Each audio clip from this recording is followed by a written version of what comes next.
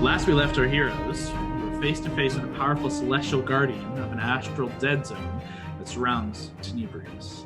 This figure declared that you could not pass, and despite some well-made arguments, he would not relent and allow all of you passage. He did, however, come to agree to offer passage to Mary, Valentine, and Alana, the seemingly most spiritually connected or good-hearted of your group, but to the rest he was not budging. Ultimately, with neither side giving any further, you fell to blows with this powerful creature. The battle was swift and did prove deadly, as the angel Hadriel rained down these radiant arrows, while his greatsword swept across the ship, attacking on its own. Alana, mid-fight, attempted to sway the angel one last time, calling on her past and the true purpose with which your mission is guided. And in that moment, Hadriel seemed to relent, willing to yield. Unfortunately, using that open opportunity, Hondo swooped in and struck the angel with Whisper, breaking his concentration and losing any mercy that was to be prepared. Despite your barrage, the angel stood tall, but the battle did wind down, as, pained by your actions, he fired a retributive strike at Valentine, and with it, Val was instantly felled. Seeing what he had done, feeling rage enter his heart, the angel wept, and the fighting came to an end. With sorrow in his heart and the demands and pleas from Hondo and Alanda to fix this, Hadriel sat with Valentine, and as you all rested and bandaged wounds, Valentine was resurrected. With a few final words shared, Hadriel faded from this plane, leaving you to journey further into darkness. Reeling from this encounter, the dreadnought pushed through the dead zone of fog, and you saw for the first time what you believed at first to be mountains, instead came to find a petrified and decaying form of a dead god. Monstrous and frightening, you looked across its vast presence, and then stomachs lurched as the astral cores of the dreadnought cut and the ship began to plummet. Swift actions by all and wise spellcasting granted you all flight to escape the brunt of the damage as the ship came careening down into a valley and skidded to a halt. Heavily damaged, the ship, not insurmountable thanks to your efforts, though it will be out of commission for some time. And with that, you decided to rest aboard the wreck for one last night before trekking out into the valleys of death that lay on your path to whatever this ancient power may be, whatever threats seek, whatever this is alongside you. As you all begin to awake in the cargo hold / sleeping quarters of the dreadnought, the last watch finishing and all of you kind of grouping together, Lavender, having been a couple levels behind the original group, you level up. So let's go ahead and roll your hit die here. Okay. Is this a 6 or an 8 for sorcerer? It's a D6. Ooh, D20. Sorcerers and wizards. D20. Yeah, could you imagine? Okay. Are you going to use this one or a real one? Which one do you want to do? I'm going to use DnD, but okay. Yeah, I just feel it. Rerolling a 1. A roll. 3. Straight down the middle. Straight down the middle. Average it is. So yeah, if you what does add she that, deserve? if you go to your character sheet, there's like a manage HP in the top right in your manage levels. So just add 3 to whatever is rolled. That already adds your Constitution modifier. So okay. That's all taken care of. A reminder, Valentine, you are now currently -3 to all of your checks, attack rolls, and saving throws as a result of the resurrection. Yes. So no longer 4 with the long rest. You bump that up. If anyone was feeling any levels of exhaustion, they will have faded after your rest. You have regained all hit points and spells, though only half of your hit dice have returned. So keep that in mind if it didn't already do it automatically on D&D Beyond. I believe it already does. I'm pretty sure it does. But you only have half the hit dice spent returned to you. So keep that in mind.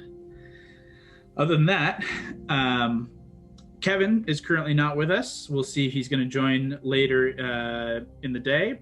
But for the time being, I'll relay what, at the end of the last game, Hondo, in his watch, he had scouted and using his navigator's eye, deduced that trekking forward through the valleys of death towards the head of this monstrous body that is your kind of where you're tracking now. Gambino had kind of allied that was the direction that his brand from Mephistopheles was pointing him to.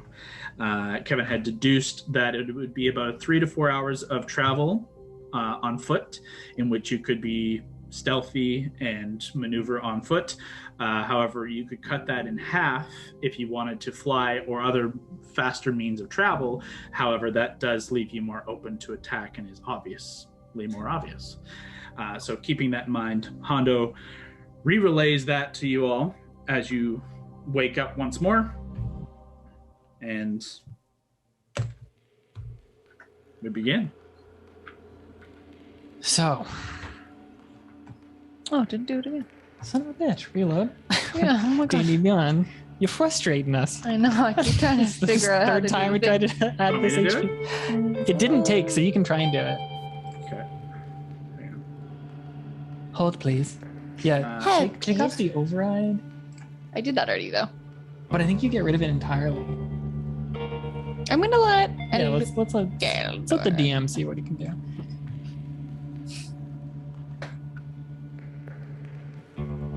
Oh, there, it worked. I don't know if you did it, Kyle, or it just did it now, but it worked. We back. And we back. You're currently at 119, which is pretty high. No, it shouldn't be that high. It should be 116. 16, yeah. Oh, okay. Well, it already had worked then. We both did it. Yeah. It was at 113 the 3 times we tried to do it. Then I'll go back in and re-reduce what I had done. It had already worked when I checked it. Okay. No. You are now at 60. Sometimes it just doesn't update the view because it's done that. It's done that to me a couple times too. Where I'm like, I took a long rest and nothing will reset. It's just like the view is behind. Oh. Yeah. 116 is still very high. I know. It's that con medallion thing. Fuck, yeah. It's so clutch. Amulet of Health. It changes a lot. So Hondo, you mentioned on your very reckless scout last night on Gambino's watch that you kind of saw the path, but there's a bunch of spooky dead things in like the stomach of this dead god. There's a churning, roiling pit of death. Yes. Okay. How you guys want to try and do this? Should we fly? Fern is still here. Mira died, but you could summon her again. But aren't there lots of flying things that would immediately draw all attention to? Yeah. So maybe we just go on foot and try and be stealthy? It's hard because we do not have a timeline. We know someone who does, which makes me think, Valentine, maybe, this might be a bad idea, maybe we take a little bit of time this morning before we get going and try to get a view on Carval. Didn't I try and do that before and it really hurt? Really hurt? No, I guess that was on this plate. You tried to scry on Tenebrius. Oh, you know what? Honestly, it was a legend lore or something like that. Regardless. No, I think I did both. Both. It no matter what, trying to get this, basically, now that you guys know more about it, this is information, this is a place that has been taken from history. No one knows that this exists, save the few people who have managed to spend years hunting the information. You guys have kind of stumbled into it and are now here. So trying to use magical means to learn, information even more taken by the gods, it's going to smack you in the ass. It's going to hurt. Yeah. So we don't necessarily have a timeline of our own of, as we're used to, of we have X hours or days, but we do have a clock of a person we're racing against, potentially. So that would have been a good idea, except I attuned to Pearl of Power instead of Crystal Ball. Right, okay. Well, maybe if we don't know. Sorry, remind me, Kyle. Maybe you even just fucking said it, but I was feeling baby. In terms of time, we aren't sure if it's days, hours. To what? To wherever the fuck we're going.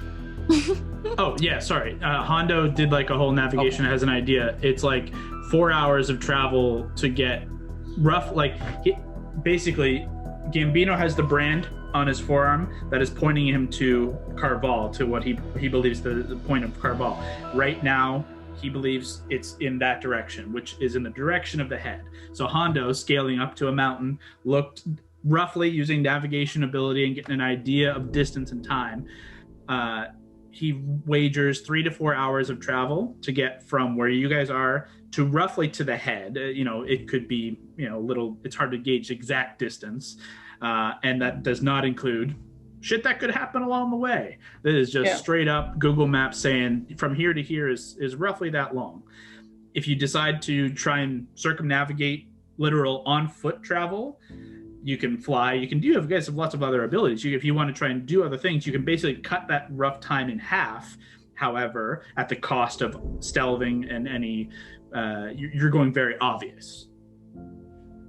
So the choice is yours. If you go by foot and any other way you want to travel on foot, you can be stealthy and you could encounter things in that manner. If you go by flight or other manners, you're way more obvious and more likely to encounter something. You know that there are things in the dead zone and space around this undead creature, both inland and in the sky. So. Yeah, I think, potentially if we're in land, we have the idea or the potential to spot things before they spot us and let us sneak by quietly, as opposed to for flying. It's a lot of attention. It's a lot of attention. We're going to encounter things, and we probably will also encounter things if we're on foot. But, I don't know. We're going to have to play it by ear in terms of, are we trying to be quiet and taking our time, or are we hauling ass and drawing everything to us anyway? Question, if we used the carpet, could we not take it and fly it low enough almost to the ground that if there are people that are not stealthy, they could sit on it and then just kind of quietly float above the ground, but not enough that people could see, and then the ones that are good at stealthing, we can kind of float above them? I think that's a good idea. Like that. In terms of game mechanic, they don't necessarily need to make a stealth check unless they go and are doing something other than sitting quietly. As soon as they start talking, or if anyone is making any kind of action, doing any spell casting, anything, they'll need to be stealthy about it. Otherwise, you're just sitting there shooting the shit. So I think that's a good idea in case we get to that part where there's the sea of gross death. Yeah. And we might slip or something, then we at least know we have that. So I think that's a good idea. We also... sorry to cut you off there, Scott, as well. But Hondo would have also noticed, you don't need to cross this maelstrom of death. It's basically you guys are almost in the valley of where the stomach of this body rises up like a mountain, and in the middle of the stomach is this massive maelstrom of green and black death energy. So basically you guys can more or less kind of circumnavigate by going around and then cut up to the head. So you wouldn't need to cross it, but there are many small rivers and kind of many other ways that you'll have to probably circumnavigate this bile, but not the full sea of it. You won't have to travel that unless you decide to go a different path than to the head. Other thing, we have I'll take it out of my bag. We have the Wayfinder Sphere. Wayfinder Sphere can map this area 100 feet out, show us what's going on. We can keep doing that just so we know we're back here. But it also you can use this orb to seek out a creature or object near you. Using the second and third command word respectively, you can cast the spells Locate Creature and Locate Object from the sphere. As long as you remain within 60 feet of the sphere and the spell detects its target, the sphere can either drift towards the creature or object in question, taking the shortest route to do so, or it can show you an illusionary vision of the path to the target it has seen, if it has seen the destination. Once it reaches its destination or you speak the command word again, the globe drifts to the ground and grows inert. What's the range on those spells, Scott? Can you get to them? Kyle, they're not huge. Yeah. I know Locate Object isn't that big. It's 500 feet or something. Locate Object is 1,000 feet. Locate Creature is also 1,000 feet. That's not that far. In terms of traveling for 4 hours. Once we get closer, that's a good idea, though. Once we think we're getting closer.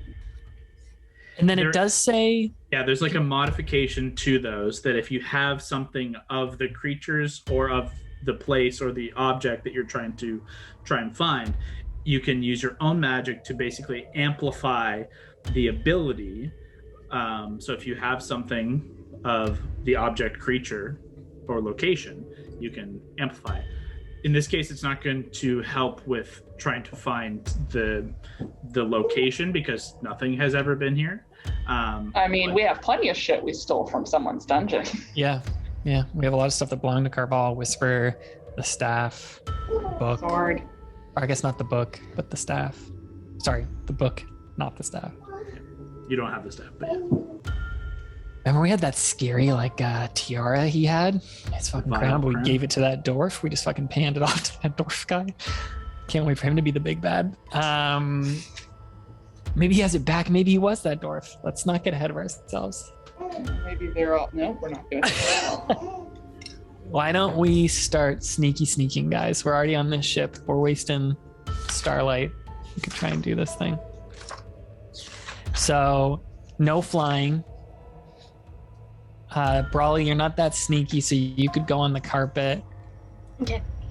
Hondo, you seem very brave right now, so you could scout out maybe 30 feet ahead of us. Lavender sneaks up behind Val and is like, I'm very sneaky. Jesus Christ. I told you. Why do you look actually so heard her spry coming. this morning? You look way healthier than normal. Did you change up your skincare routine or something? I don't know. I've got this glow about me. Thank you. Whatever happened to you in that last fight? You had a chaos magic moment and you never revealed what happened. I thought we were trying to figure out this thing. All right, I got distracted. So distracted all the time. I mean, Do you wanna go with Lavender, if you want to be sneaky, that means you can't do one of your favorite things, which is piloting the carpet. It's true. You can't draw on the carpet with But Bali. who else is going to be on the carpet, Mary? No, I'm saying Hondo you're puts his saying hand you're up. very sneaky. Oh well, yeah. I thought we were getting him to scout. I thought that was the idea. If Hondo's- Kevin was here, It yeah, of course. literally does not matter to me. I can, If Kevin where's was here, Hondo? yeah, you could use Hondo to scout. But Kevin's not here. Kevin's sitting on that carpet. Okay, all right, no worries. Hondo's sitting on that Oh, carpet. great. He's going to stab me in the neck again. Hmm. Possible. Well, we can fit 4 on the carpet, so if you 3 want to go there, I could go on Fern. Yeah. And we could just walk. I guess, honestly, we could do... we could do Brawley, Lav, Mary... Or we could do Brawley, Lav, Hondo, Gord on the carpet, and then Mary, if you want to ride with me on Fern, we could just be on the ground, but just ready to go if we need to. yeah, that works. If we need someone to slightly go ahead, I don't mind doing it partially, but I'm not quite as good at seeing things as some others are. So Okay. we'll have to play it by ear. Yeah. Maybe you're right. Maybe none of us are physically touching the ground because it's really disgusting. Is probably not a bad option. Fern's little paws will be on the ground, but if we need to in a pinch, he can use the wings. All right, well let's head off. One last chat with Gambino before we go. Sure. Cap, how's she looking this morning? You feeling confident? Always confident, but it's looking... Well, we've never taken this much damage, if I'm honest. It doesn't look right, but we're skilled, and I want to get the fuck out of here. So this is my only shot, so I'm gonna fucking make it happen. Your boss would give you another ship, though, right? If this one, was scuttled. I mean, if I wanted to make another deal with him, but in truth, I think I'm happy with the terms that we already have. Okay, that seems fair. Well, we're gonna head off. We're gonna try and be sneaky. Sure as shit, that's not gonna work. So we'll see you shortly, I expect. I probably won't ever see you again. You'll probably be dead in about an hour's time. But it was nice knowing you. Yep, Kick appreciate on the it. balls for me before you go. Yep. Appreciate the confidence. You might be fine. Remember- Pretty much gonna. Ooh. No, he's fucked. Have you ever dealt with Carval before, by the way? You ever seen that guy? Can't say I have. Heard his name. All right. That's about it. Yeah, it's Sounds just like a real curious. bastard. Yeah, he is. But, well, good luck. Thanks. Yeah, appreciate it. That's really, thank you. He just turns back to trying to figure out his ship. All right, guys, let's start. Let's head off. Okay. No one is doing a forward scout. I don't think so. I think Okay. I think maybe Fern with Val Mary in front of the carpet, but not significantly in front of it. Just leading it. That's fine. What's Fern? Fern's walking speed is like a regular 30, yeah? I think It doesn't really matter because the carpet speed is also 30, so. The carpet speed is 40, which is why. Yeah. Oh.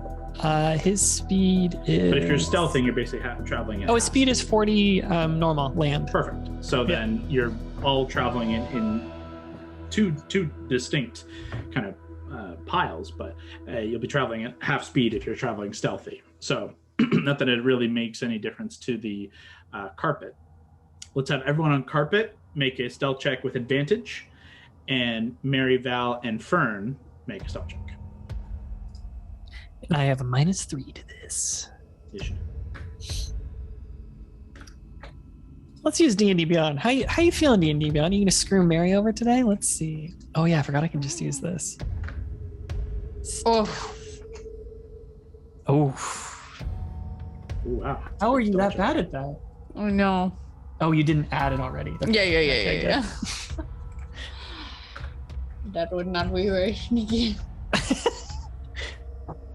You want us to call it out? Yep. 27 for Val. I rolled an 18. So Also sorry, got a wait. 27. I rolled, so it's sorry, -3, so I'm 24. Still good. Fern We as don't well. match it. Fernie boy. I got a 12. Okay. I got a 14 because I just realized that one tiger feed I have gives me +6 on stealth. There you go. And I rolled an 8, so 14. Good. Excellent. Fern rolled 12 + 3, 15. Okay. Honda rolled crazy.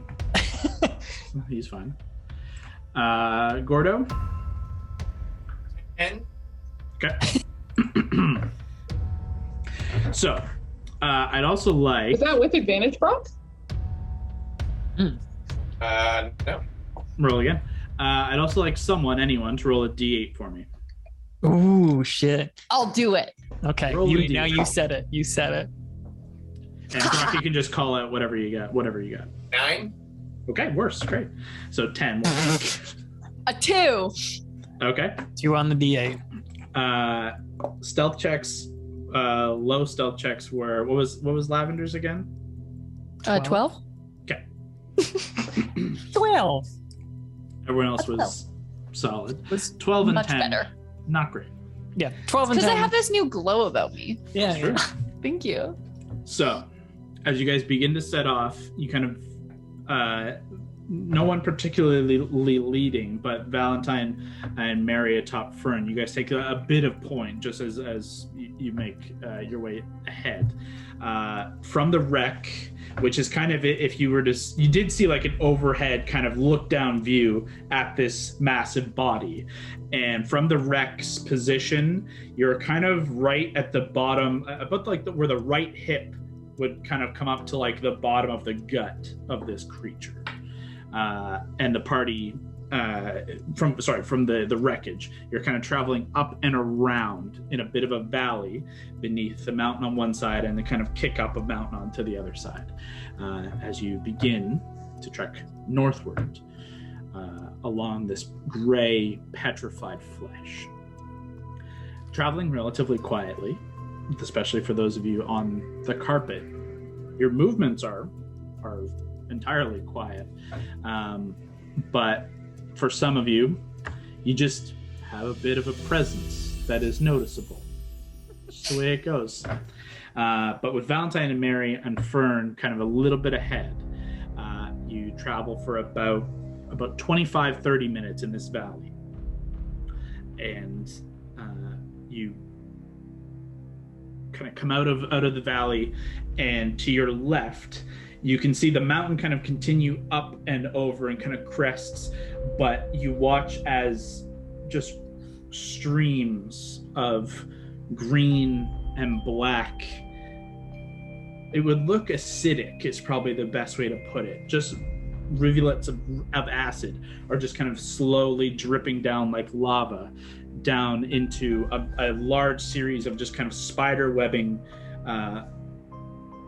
rivers across this petrified flesh ahead of you. And it's just river, and then a small section of land, and then river, small section of land. And those of you on the carpet, thankfully, you're able to glide across. And Fern, you can either have Fern continue to try and cross these. They're not massive. He would be able to kind of bound across for the most part, or he can try and fly across. Obviously, jumping across has more risk to it. But regardless, whichever method you choose, he has to make a new stealth check. Wait, let's fly. Okay. So in this case, just straight, a stealth check at disadvantage, right? Let's roll 2 of these suckers. Wow. So 20 and an 18. And he adds 3. That's crazy. Good for you, Fern. With Fern's wings and his like kind of fey body and his fey nature, his literal like what possesses him, though he carries a lot of weight should he wish to, almost like he's able to spread his wings out and almost glide more so than constantly flap his wings like a bird, and with one bound glides for a long time before having touched down and kind of kick up again and bound once more. And it's more of this like slow long glide skipping across this terrifying gross landscape, and Fern is quietly doing so. And you guys travel for another half hour. I give him a little scratch. Good job, buddy. Good job. And he's just consistently just like keeping a level head. As you guys kind of crest into the first end of the first hour, it's been relatively quiet, despite this kind of the best way I could put it is like it sounds like there's kind of a constant droning in space all around, just like it's in the air, just a constant kind of droning vibration. What's the temp like here too? It's a little it's comfortable enough that like you're not in extreme cold or extreme hot, though it edges a little bit more on the cold side. It just feels that gloom, and it's kind of pervasive gloom just like kind of sets in, and you feel colder just by like viewing it than the actual temperature. But for the first hour, sorry, go ahead. Sorry. I was just going to say, going forward, since I'm on the back of Fern and not piloting, and I might ask Gord to do the same in the back, could I kind of keep an eye out ahead of us and around the sides, and then I'd probably earring to Gord and say, hey, do you want to make sure no one's following us? And just so that we can be lookouts on both ends. Sure. Go ahead and both of you make perception checks. I'm just going to go back. Excellent, but not terrible. 26. Oof, nice, Brock. That's my perception. 16. Okay. As you guys cross these rivers of bile and acid, and you find yourselves making your way up a bit of a slope, kind of cresting up another section of what seems like mountain, and Hondo's kind of constantly giving quiet direction based on his like memory of how to get there. So thankfully, without Kevin having to be here, he does maintain this path as he did previously, kind of navigated out earlier. At a certain point, there will be a check needed, but for the time being, he has a pretty good eye. And you guys begin to kind of rise up another slope, and Gord, from behind, you do catch sight of something a long ways off, in the path of where you came from, across that spread of rivers that you've been crossing for the last half hour. Near the beginning of it, you just watch as the ground in a 20-foot section just falls in, and you just watch kind of acid begin to pour and pool into this new cavity, and you just watch as from it pouring in, a kind of mound just kind of grows and moves across and then dips away, and you see it a couple 100 feet back, and it doesn't move in your direction, but it does move kind of almost parallel, and then turns a little bit before stopping, like something underground is just moving, and then it stops. You notice it far and away. Mary, for the time being, you do catch sight of a couple of kind of shadowy figures high in the fog above, but nothing that has made it, several hundred feet away from you. But you just every now and again you see something just kind of like drop through cloud, and you catch sight of this kind of like a black shape before it's flown away.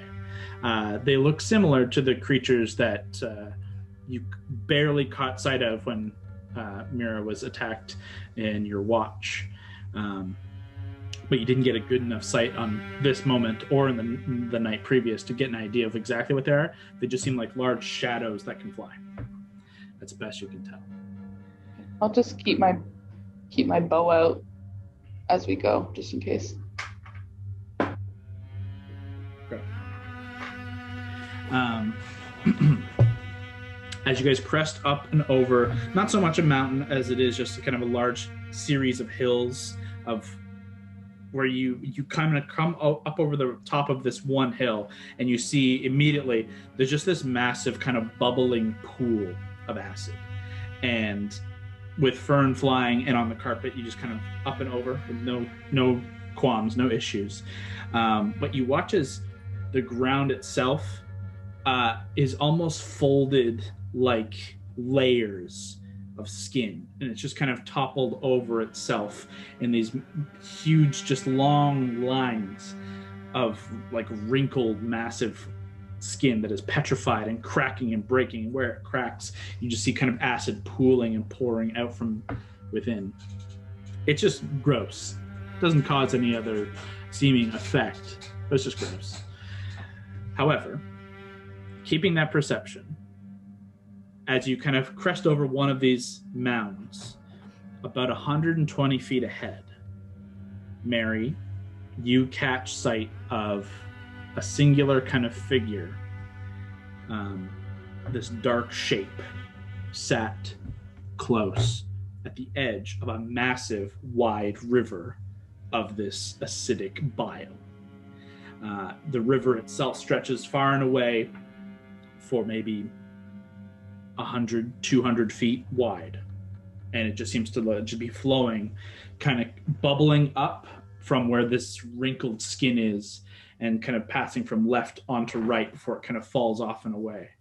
And on this path, you do see there is a creature about 120 feet ahead, sat in front of this river, just kind of sat in this small little mound. Stop. There's something. Easy, Fern. Hold. Oh. You all slow. Put my hand up. Oh, we learned what that is. Good. We're trying to use that 2 months ago, and someone just walked right past me. I don't know if anyone has a way, on the earring quietly, and pass this on to Lavender. I don't know if anyone has a way to spy on something about us without any of us actually being there. Ooh, Lavender does, but she doesn't have an earring. She can use her like cat monster thing. Brawley, can you ask her to use her cat monster, that like terrifying beast she has with her? Yeah, ask her. Lad, I think they want you to use Auric. Auric. For what? Tell her to spy on the thing ahead of us or something ahead of us. To spy on the thing over there ahead of us. See that thing? And she goes. Okay. And you and my eyes go white. You drop into Oric's sight. Are you just sending it to look, or are you sending her to be stealthy? All I was told was to send her to look. You got it. That's all I was told. Takes off and begins to We fly. did say go spy on something, which implies... Well, here we are. Got me in the middle of a song. Broken telephone did not reach her like that. Oric is kind of flying up and over, taking a little bit, like not going straight at like a dart, but flying up and over to spy, to take a look. However, you watch as... Go ahead and make a perception check for Oric. What's Oric's? Where's my little There's Oric? any extras? Okay. Were they? Speed 40, perception 5. +5. Pretty good. Roll a Not d20. bad. Okay. Come on, baby. It's been so bad to me. So. Oh, that's pretty good. Ooh, 21. Ooh, very good. As She's just Oric naturally stealthy. swoops around. Oh, it's perception, not stealth. She's just naturally perceptive. And is kind of maybe 30 feet up from this creature. She does get a very good look, and it is this gray mottled skin. You can see these two arms and these claws just kind of holding on to something as if something is like gnawing at like a meal. And it's sitting in this little squat. You can see these long feet and long toes creeping out from under this kind of tattered cloth cloak that is hanging off of it. And as she swoops around trying to see like what is this creature, it looks up to her, and you see through its eyes just this long face, this massive open gaping mouth that is 1.5 feet, 2 feet long, and it's I'm calling her back. vacuous void before you can. And the eyes, they are not eyes, they are just wells of darkness, and they are big, and it's just this massive elongated horrible face. No. Don't Don't worry, if she dies, she can come back, just so you know. If she Can dies. she? Yeah. Oh. It's like Fern. She goes to a different plane. Yeah, go ahead and make con save for Auric. Wally was picturing another Aurora incident. Oh, not again! Okay, so great. So I It's actually not gonna be good. Okay, just straight. 10. The perfect 10. You watch through Auric's eyes as this creature just looks up, and in both of these just massive wells of black and this mouth, it just begins to open wide, and Auric just you return with a shock Grab out. sense of Rolling. dread in your Oh my god, it's that like that the Scream painting, that like Munch painting. Yeah. That's what I Oh, Oh, Those of Oh you my who God. were not in Auric's vision now see this creature kind of set down something and is kind of on alert. oh my god. Oh my god. Oh my god. Shh, Oh my god. Tell her to be Oh my quiet. god. Tell her to be Oh my quiet. god. Tell her Oh to my be god. quiet. Tell her to be Oh my quiet. god. Shh.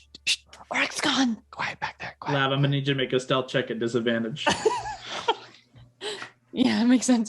She'd be freaking out though. You can roll it if you hit that guy. Oh yeah. Hit that twice. Ooh.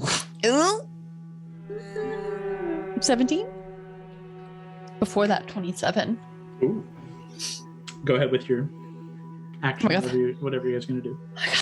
Oh, She's gone. She's gone. tell her to be quiet. Probably punch her in the face. She's Tony. gone. Get her- She's get her gone. to be quiet. She's gone. She got breathed in by the thing. You guys watch as this creature begins to kind of turn in your direction. We It's go still We gotta get out of the way. 120 feet off, and there are rocks and there are things all around. Like it's not just an open plain. I'm not going near that thing. Let's just try and sneak around it. Let's hide behind these rocks and try and sneak around it. Let's see if we just be quiet here, if it'll just keep on its way.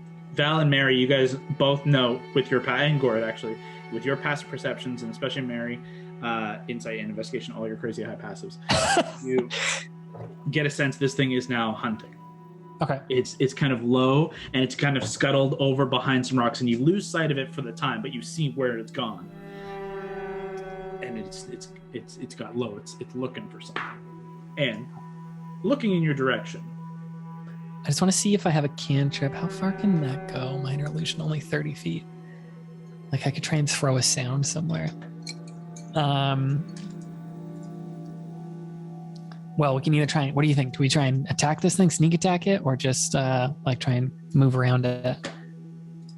Mary, what do you think? You're the only one I'm talking to.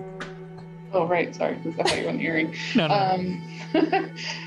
I mean, if we can avoid anything with it, that'd be great. It might follow us. We should probably have a backup plan. Can you describe I this? go out. Can you describe the setting again? Like, are there little like try and like rocks we could try and like sneak out around?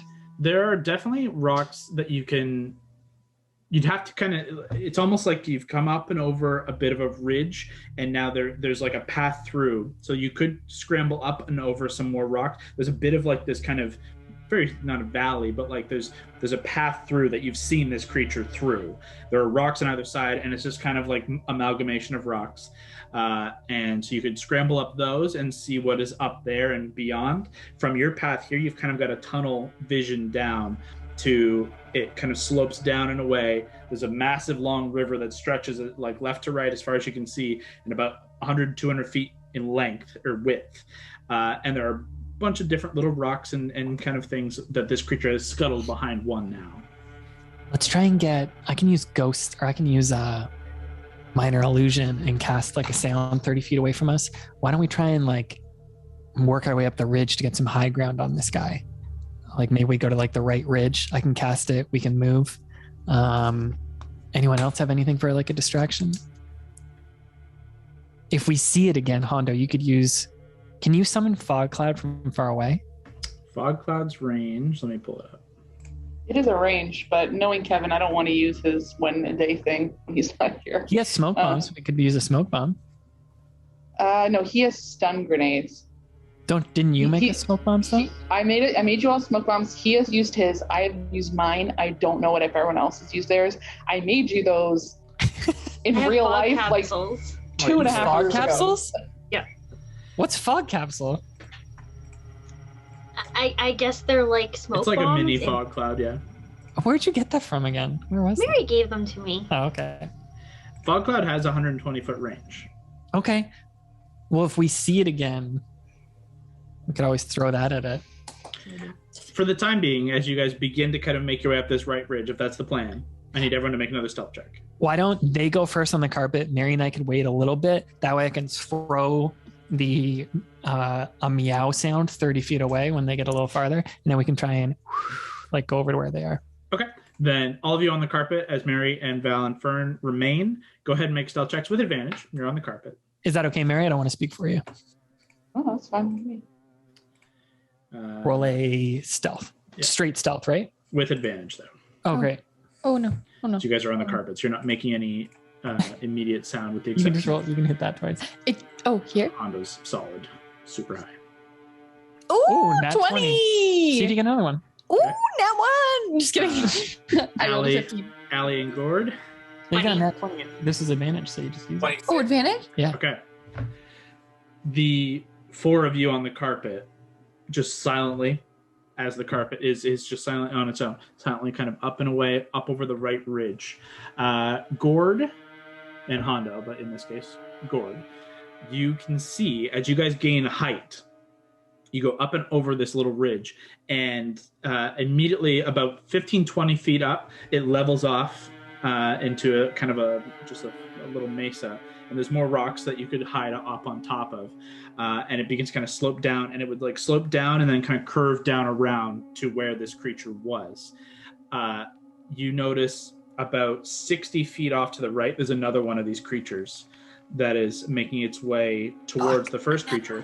And from this height, you can see that first creature is still behind the rock, still looking in the direction of where you guys just were, where Valentine and Mary are currently, but you guys have been so quiet that you've made it up here and you see this, and you can tell pretty conclusively they do not see anything over here. Okay, that's good. But Val and Mary, you guys don't know that. Why don't I throw that meow sound as if it's another auric, and then we can try and stealth over there. Where are you going to aim the sound to be from? I want to aim it like diagonal left of me, maybe closer to it. We're trying to like push it away from me. Actually, I might just do it straight 30 feet away from me to the left. So it's like as far away as I could. Sure. And then I'll just try and I'll use a minor illusion just for the sound of like a, not too loud, but a quiet like, meow, just like a hurt cat. Okay. And then I don't know if I should move right out. Yeah, and then move. And then Okay. have Fern just try and move. Well, we can like wait to see if it turns its head, and then if it does. You I don't can't think see the creature. Yeah, we can't see it. Oh, so sorry. you're okay. banking on this to kind of cover your move, is my understanding. Yeah. So go ahead and give Fern, instead of having the two of you roll as well, just Fern with advantage. Okay. And you're not sure if the creature reacts at all, but go ahead. As you cast the spell, Fern takes off. Ooh, so first one was a 2. Next one was a 9 plus 3 is 12. Okay. Not good. Not great, but not terrible. As Fern kind of kicks up, there's a little bit of like a you kind of give Fern a little giddy up, and it's more abrupt than you expect, both of you. And Mary, as you kind of grip hold, and as Fern's wings kind of kick down, Mary's armor kind of just makes a little bit of a metal kind of squeak sound as you kind of jut unexpectedly, and Fern's wings kind of kick up a bunch of dust and sand and grime from the ground to show that something has kind of suddenly moved. Those of you up top, especially Gore with your high passive, you notice that this creature is still looking in that direction, though it seemingly did not move or fall for the illusionary sound. It's still just holding cover and just waiting. The second one has kind of found a rock for itself, basically on either side, as if you had continued down the path you were on. They're now about 30 feet apart, both hiding behind little rocks. You guys are both now on almost in direct lines, just up on ridges, still about 120 feet away from them directly, but are now kind of up and over. So you have a better view of the kind of field. I'll radio them and be like, so can we see both from our spots? Like now we can see both of them? At this point, you and Mary have very high perceptions, and just your elevation alone, you can see the outline of like just the one side of another one to the right, and you can definitely see the one that is lower. They both seem to still be focused on the point you came from, despite that kind of stealth. It seems like they still think there's something there.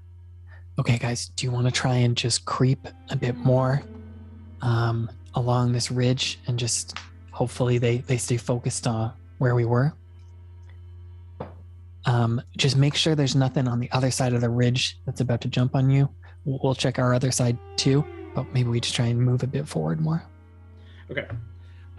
You guys would be, in effect, kind of splitting off, because both these ridges will drop down and around and either go off and away, left and right, or would kind of loop back down where these two creatures are, kind of as it slopes up and around, back down, and across the river. So we'll carry your stealth checks over, because there's no need in continuously rolling. And you're on carpet, and Fern is already kind of quiet of foot. You guys begin to kind of make your way down both slopes. So we'd be going down, or should be going near them, eh? You could kind of go down and away, but you'd be moving away from one another. Yeah, that's not great. What if keep flying and hope that... You can certainly fly over. You're all flying. It just, as soon as you start flying... They could probably easily see us. They'll definitely see you, 100%. There's no stealthing there. Then we get over, but if we can get over the river by then, and we don't know that they can't follow us. Can I do like a twin spell invisibility? Like, what do you guys think they'd be able to see through invisibility? They could see the carpet. Like, you can't cast on the carpet. It's not a bad idea though. Maybe save it. What about, like, Mary, if you shot your bow towards where we were? Like, what would make more sound? The sound of you firing a bow, or the sound of it, like, hitting? Like, I was just grabbing so I have it in my hand. Mary just going for these arrows. I have 2 explosive arrows left. However, they're loud, and they're going to draw not just them. They're going to draw other things. So I that's my very backup plan. Is I have an explosive arrow, but it's just going to draw more shit to that area and this area in general. We could also, just to cut in here, as you guys are kind of debating this, you hear this kind of guttural sound come from the creature that you first saw.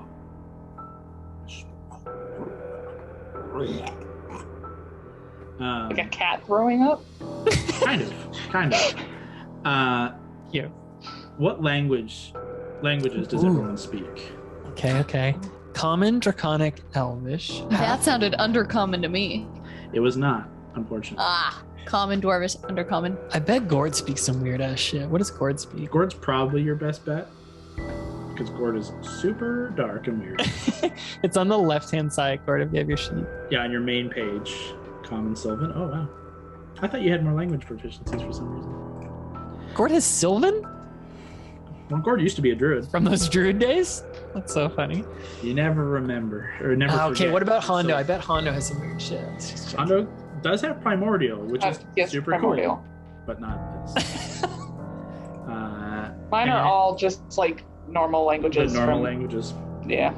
Look at a book. Unfortunately, nobody catches exactly what, but these two creatures are now communicating. You hear a call and response Okay, that's good to know. of these two creatures. They are at least intelligent enough to have some kind of form of communication, and both are also, somewhat intelligent. They're not, super smart, but they're clearly trying to act as predator and like hide and wait and spring. Yeah.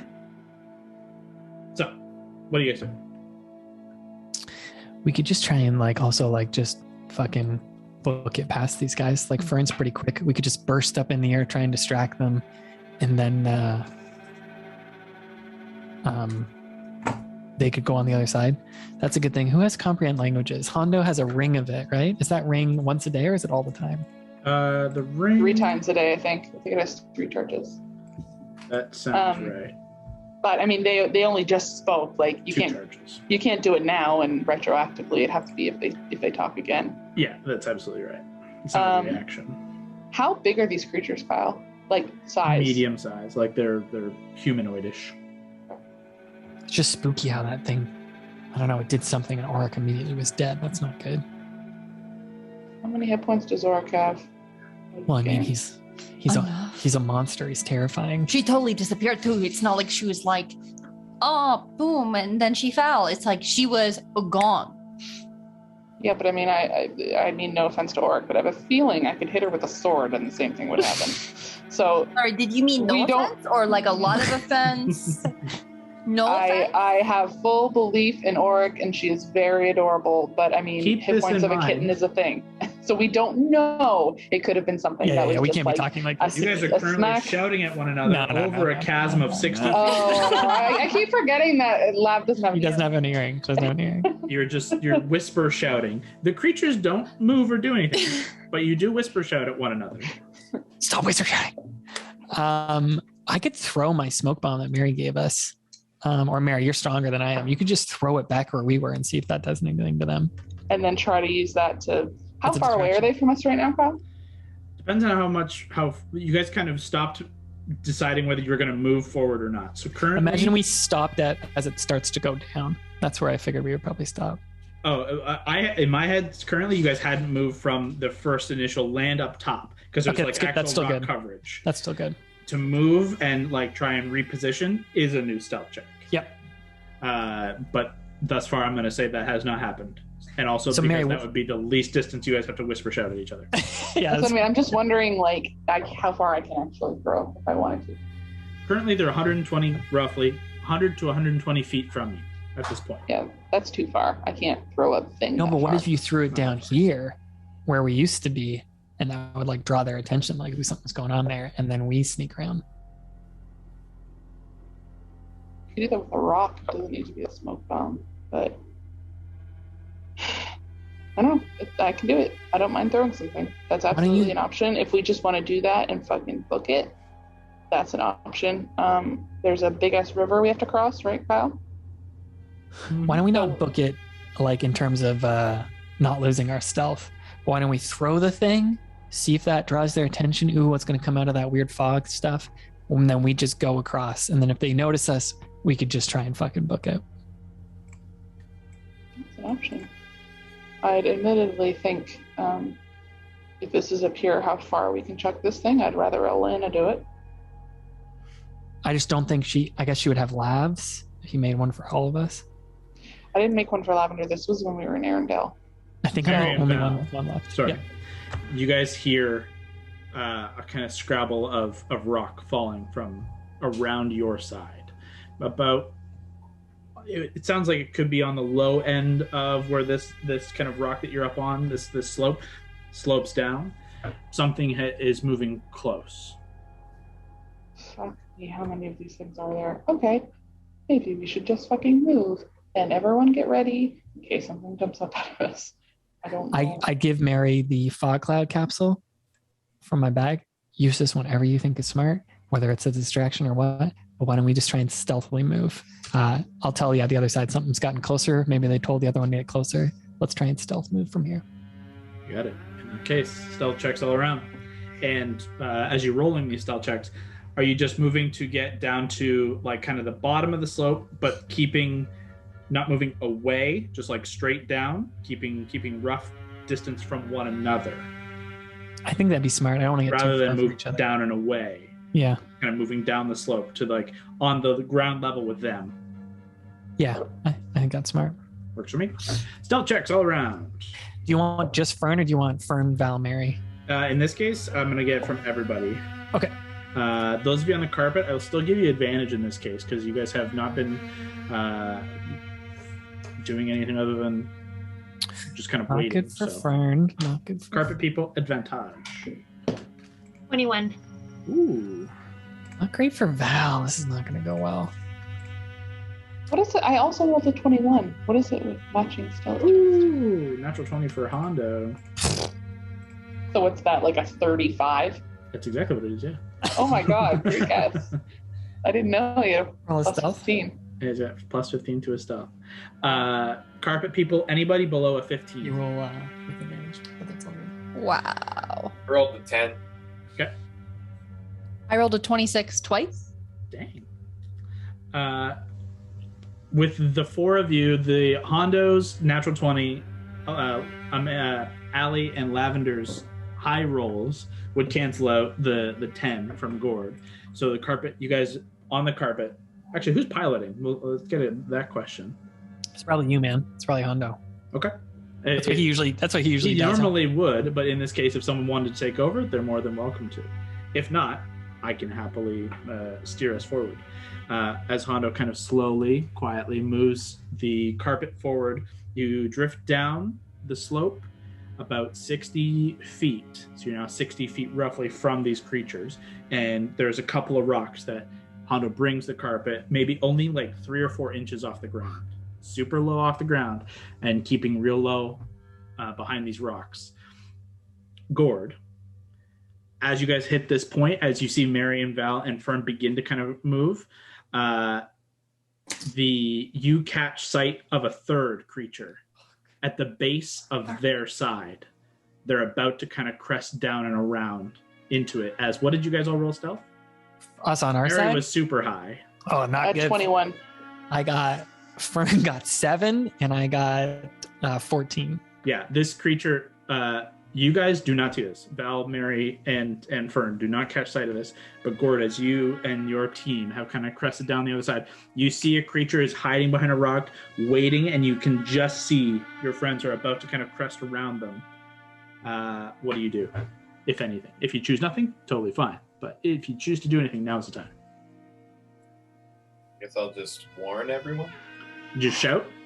Or do you do the earring? I'll do the earring. Okay, what do you say?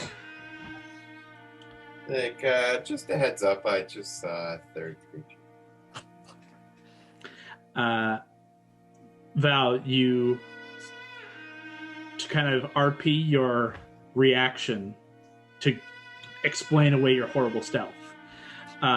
You suddenly just kind of shoot up looking as Mary tries to clap her arm onto you to bring you back down and retain stealth.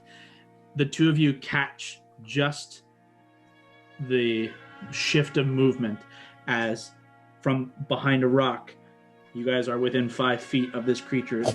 You just see the tattered cloth, this gray mottled skin, and these eyes, these wells of eyes rise up and this massive Can I mouth. try something?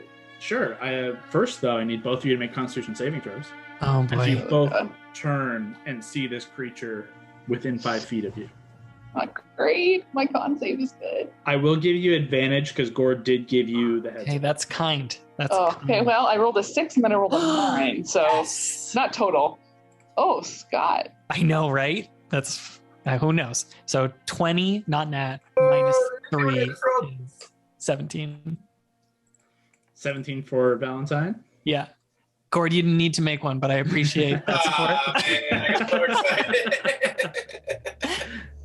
I rolled natural 20. Uh, No. I rolled an 18 total. Okay. Both of you see the creature, and you can feel. Hold on. That'll happen in a second. You feel its eyes just drawing the life from you for a moment. It feels the same way like a Dementor is like sucking your soul out, and it's just eyes in this massive mouth. It's just trying to suck your soul energy. But you both are able to kind of turn away, and Fern begins kind of move along away from you. What do you guys do? Mary, you said you were going to do something, so you go, yeah. Yeah, I'm going to whip this smoke bomb thing that I have that has a small explosive and a shit ton of chemicals in it straight into that thing's giant mouth. Okay. I'm down with that. Go ahead, just make a straight dex roll. Okay. 17 plus, I think my dex is 6 now, right? Its mouth is already a gate. Oh, sorry. You know what? This is a question.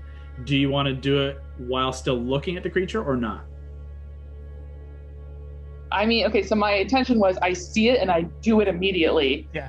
Well, it's not a reaction attack that you're taking. I know, it is an attack. So yeah. I'm going to base it. You've felt the Dementor sucking your life already. So now you have the choice of do I focus and throw to try and stop this, or do I avert my gaze and just try and no, it'd probably be like, oh, that sucked, and just whip it, because even if it doesn't hit it in the mouth, it's going to accomplish something. So I don't entirely care if I miss.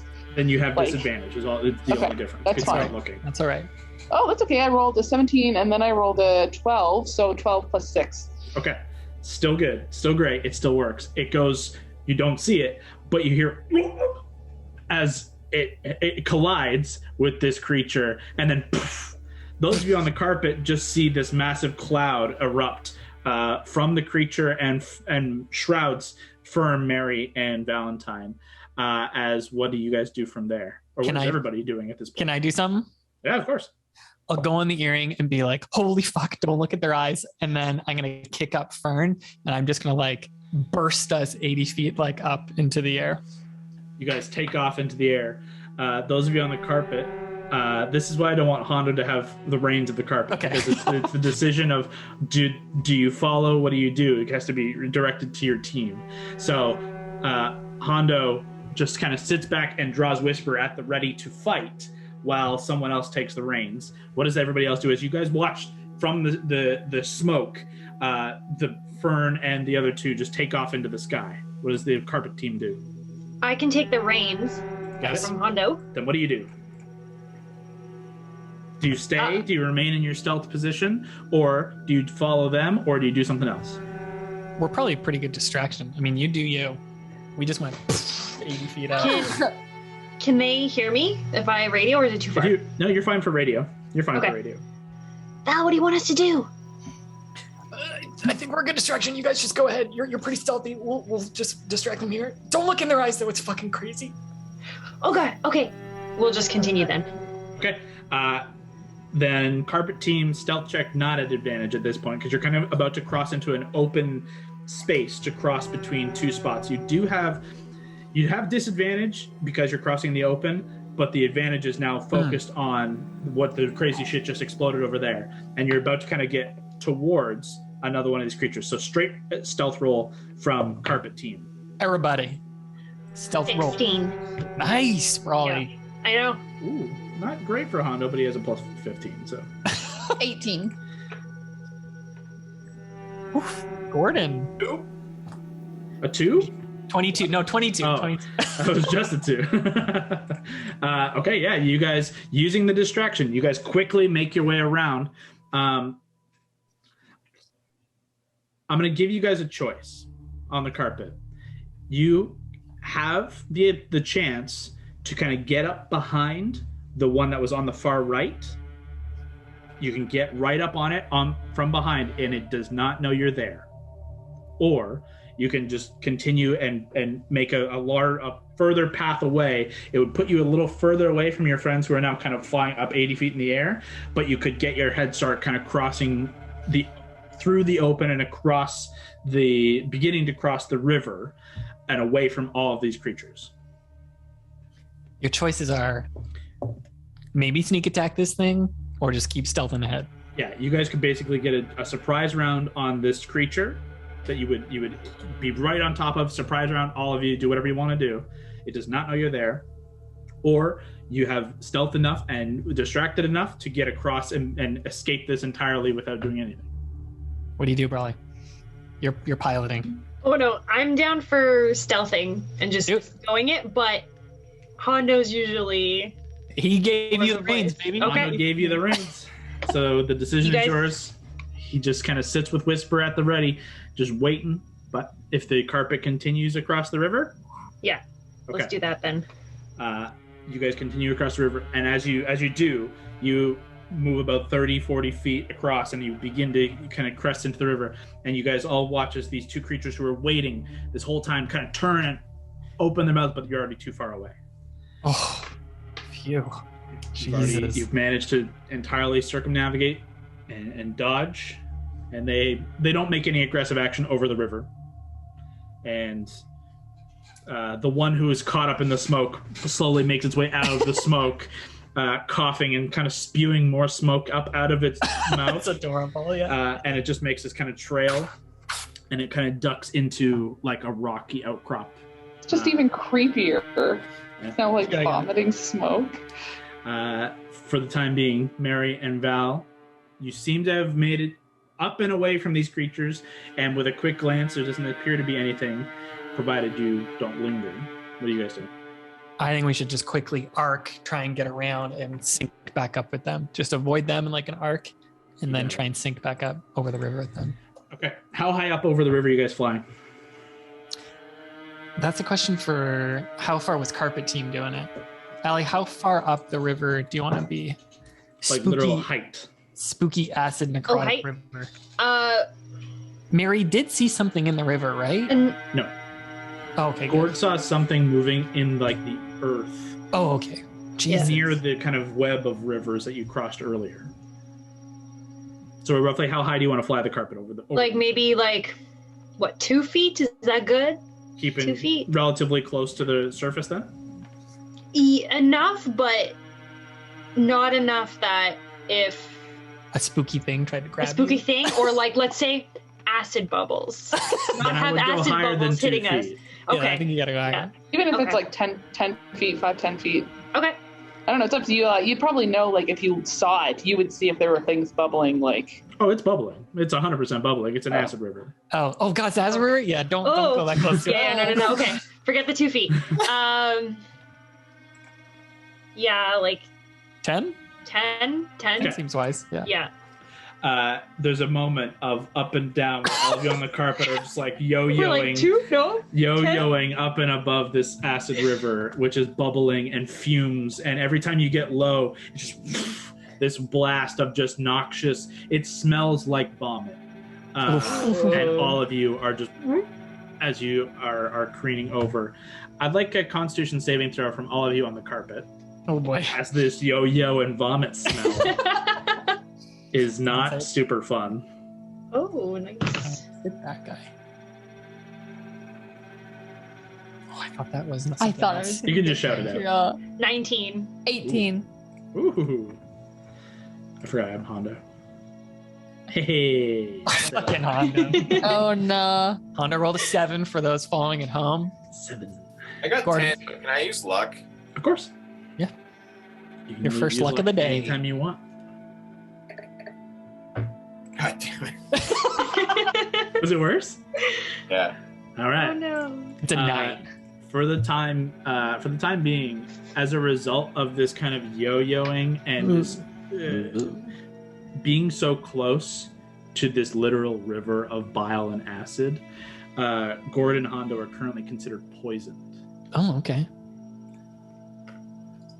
So in your conditions, throw poisoned on. I'll do the same for Hondo. That gives you disadvantage on ability checks and attack rolls. It's not great. We just need For to, the how far rope does this river to go? not get sneak attack, essentially. You guys can cross the river comfortably, and I would say Val and Mary and Fern, you can basically catch up and keep pace. And now, as you guys are comfortably enough above, the two of you don't need to make that same check. And it's about 150, maybe 200 feet across. With your flying speeds and mounts, no problem for you guys to kind of get over top. There's a couple of moments of fear as there are large bubbles that poof, but 10 feet is enough to be high above to avoid the worst of it. You know what shit we've avoided because of Hondo right now? Just like Hondo would be like half in the water right now. Oh, yeah.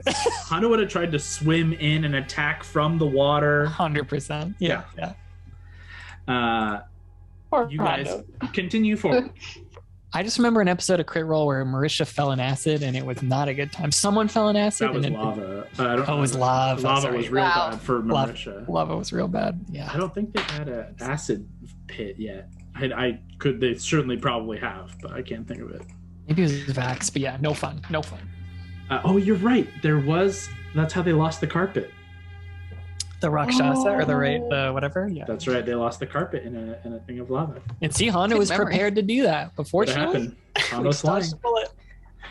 As you guys continue on, you cross the river, and at this point, you would gauge and giving yourselves a little bit of height, even past the river, to get an idea of your positioning. You are basically north on the north side of the gut. You're going to basically be crossing like the ribs and chest area next. I'd like someone else to roll a d8 for me. So you did it last time. You choose which one of us gets to roll. That's a good call. It's a very good call. Mary. Nice. Throw me a d8. I like this new thing that we do where we force someone to make a roll in the party. It's fun. Forced participation is always fun. Participate. I don't know if you can talk, Mary, so I'll say 7 for you. That's what. Yep. Okay. Yeah, I got a 7. Okay. I will also point out you've traveled now for about 2 hours. Okay, it's good. Unbeknownst to you, I rolled a second d8. Oh! Because I'm a spooky DM. I do what I want. You're like, who should roll it? Me. I was like, I'm already in the middle of my description. Throw. Okay. But so this would be considered your 3rd hour of travel. Oh, it's 2 hours since that. Great. Yeah, great, you guys great. have already, you're halfway into the day's travel. 3 hours total. If there's anything you want to do at any point in time, we can always kind of jump back in time. Sure. Knowing you guys are about 50% into the travel for the day before you hit your supposed destination. Just call it out and we can always kind of roll back time. Unless it's like going to counter something I literally just said. Because then that's if you wanted Auric back, do you want to see what it is? Can you do it on a moving carpet? I would. If she's like, if her whole way of doing it is drawing in her book.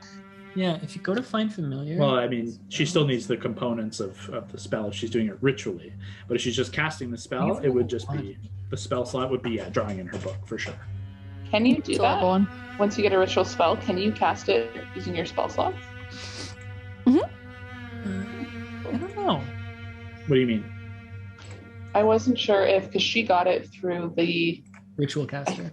Through the ritual caster feat. Oh, I'm sorry. I thought she just had it as the spell. It's just the ritual caster feat. Good call. Yeah. So because we ran up to that with Scott. You wanted to do that once, and you're like, no, I have to take 10 minutes to do it. Yeah, for detect magic. Yeah. Let me read specifically about the ritual. Ritual. At some point during all this, while you're looking this up, I'll just try to like gauge like, oh yeah, we were at the stomach, and then I'm gonna try to remember back to when we first arrived. Kyle, you gave us a good description of what this thing kind of looked like. I'm gonna try to, maybe when we're like down taking a rest or something, just kind of get up to Gord and just ask, what does Orcus look like?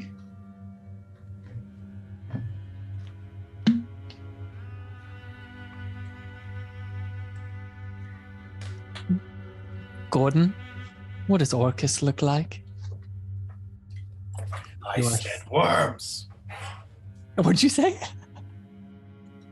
Worms. Worms. He looks like worms. It's weird. Does he have a spooky body? Really, really gross. I just had a thought. Which is, Um, I'm injecting myself in this combo because I had to Yeah, bring it I'm- closer to and him. Kyle, you can tell me if I'm off base here, because I think that we have a general idea.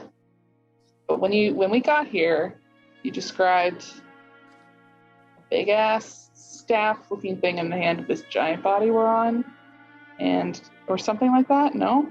You're muted, by the way. No staff. There's nothing in the hands of Gotcha. this massive creature. You guys saw like what you thought were mountain peaks, like where was the hand that kind of like splayed out like this as you guys like flew by. But you have seen depictions of Orcus in your travels. You've been in a temple of Orcus, Right. post GTs. your or in your abyssal journey. Didn't I bring a statue of Orcus to life to fight in You that did. one thing? Yeah. You did. You animated a statue of Orcus. With this kind of thought by Mary and the memory of it, the body of this body that you are on, very similar. Massive, Yeah. bloated guts, large limbs. The lower half, though you haven't spent any time there thus far, hooved and kind of goat-like. The head, definitely the skull of this creature looks certainly goat-like, and that imagery is very similar to that of the imagery you've seen of Orcus in your journeys. Yeah. So are you This is telling supposed me- to be a body of a dead god. So this is formerly Orcus. And aren't we finding something that kills gods here? Sure are. And that rests in the dead body of Orcus, who Gord has some sort of relationship with.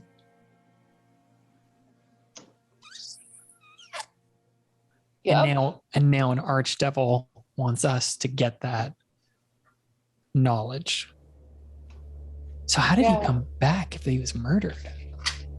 That's my question. Or is he back? Are you telling me someone's been playing as Orcus this whole time? Or that he just doesn't have a body?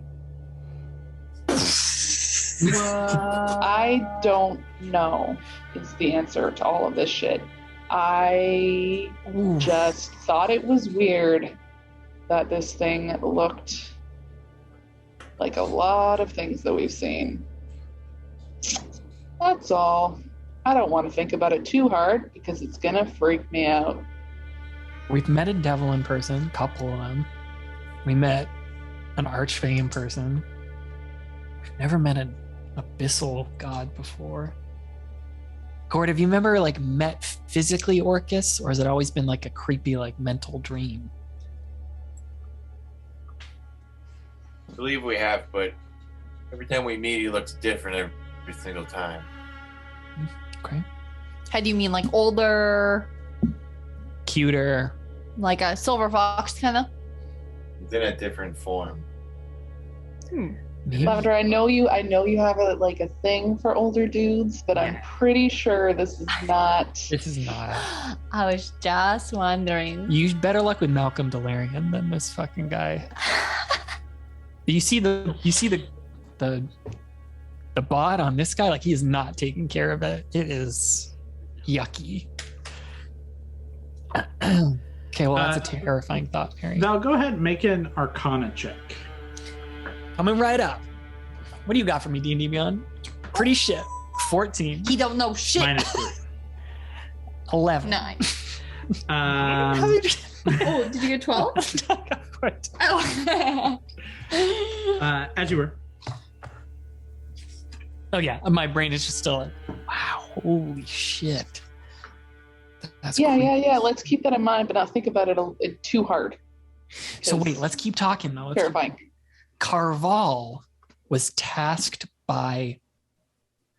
Carval used to be bros with Orcus. Maybe not. He had a staff of Orcus, then made a deal with Mephistopheles to try and research, get some knowledge. Then he was in an abyssal realm. And now he's here. Probably he wants that knowledge. And then he was hanging out with the one who watches One who watches. from the stars. And we're in the astral sea. There's a lot of stars around, it feels like. I honestly thought that creepy dude by the river was going to be Carval for a couple secs. I was like, is he just chilling, having a snack? You didn't know he wasn't.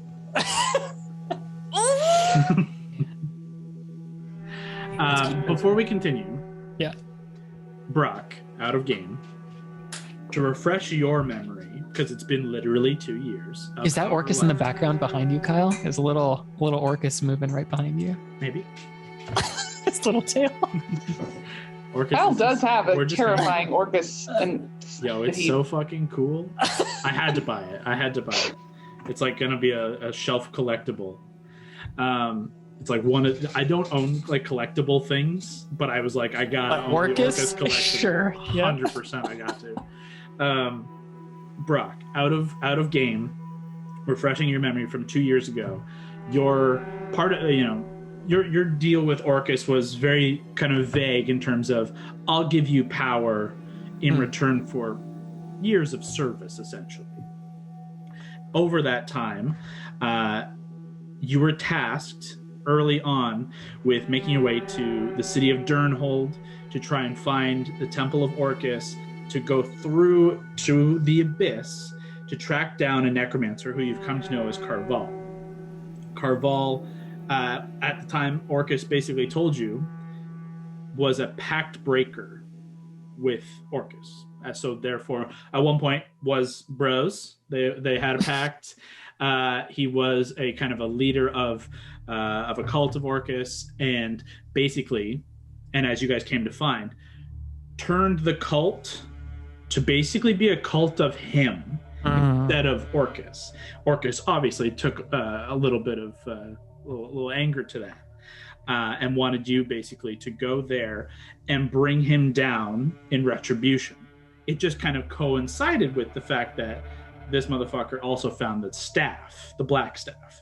So it was a double-edged sword of like, Orcus wanted you to go and get the black staff. To remind Brock, he wanted you to wield the black staff. He was hoping for you to basically use the black staff and become his like kind of champion. And we've kind of navigated this different path with you and Orcus. But that was your initial kind of goal from Orcus, was to go there and retrieve this and punish Carval for being a pact breaker, for being a deal breaker. Collectively, all of you now, in your adventure into the Abyss, you learned that Carval was connected to Orcus in some capacity, and that for reasons unknown, broke that pact, but it seemed to be his obsession with certain forbidden knowledge and power that he wanted for himself, more so than he wanted to give to a patron. You know that he made the deal with Mephistopheles to kind of continue that progress, to continue that research and hunt and study. And his deal with Mephistopheles basically was like, I'm not going to interfere, but I get the same shit. Can I ask one more follow-up? Absolutely. What about, remember when Gord was like attuning to the vile darkness? We were in the desert, and then he had to make those challenges, and he was almost like seeing this place that we are now. And Orcus kept going like, deeper, more. Was that was just about finding this body, almost like Tenebrius, it felt like? Yeah, that was definitely Gord's patron pushing him to find this forbidden and hidden knowledge that you now have learned, that other people have learned, but that Orcus seemingly hadn't learned.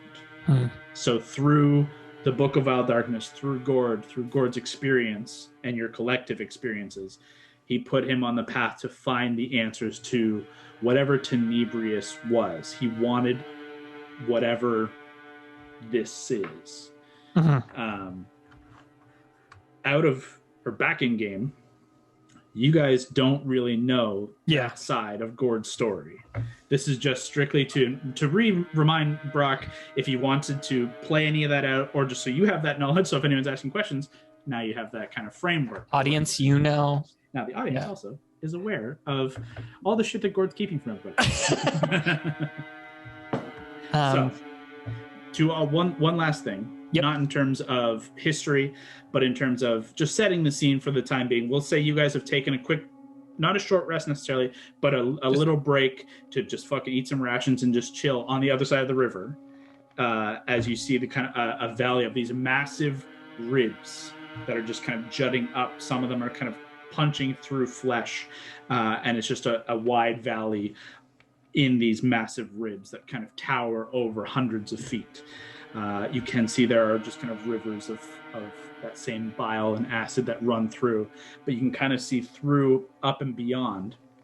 You can make out the head, and you can still make out too the massive blade that cuts down from across the eye through the mouth and into like the shoulder, like through the neck. That's what I was thinking of. That you thought was a staff was the sword that seemingly cut down this body.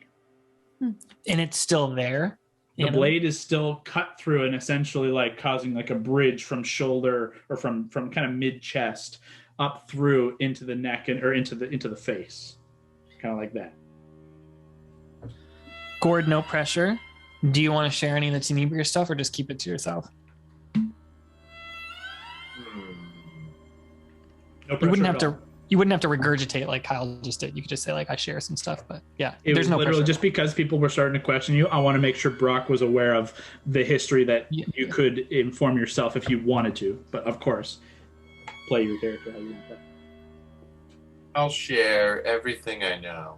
Holy fuck! That's finally. How much is everything? Like, do you want to literally divulge the fact that the whole story, the Book of Vile Darkness challenge, the idea of your pact, like a properly, officially?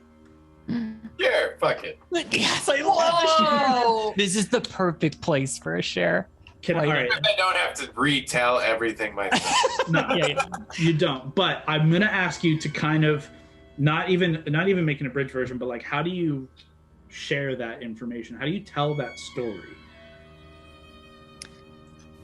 Yeah. Is it matter of fact, or do you feel remorse, or you just like, this is the way it is?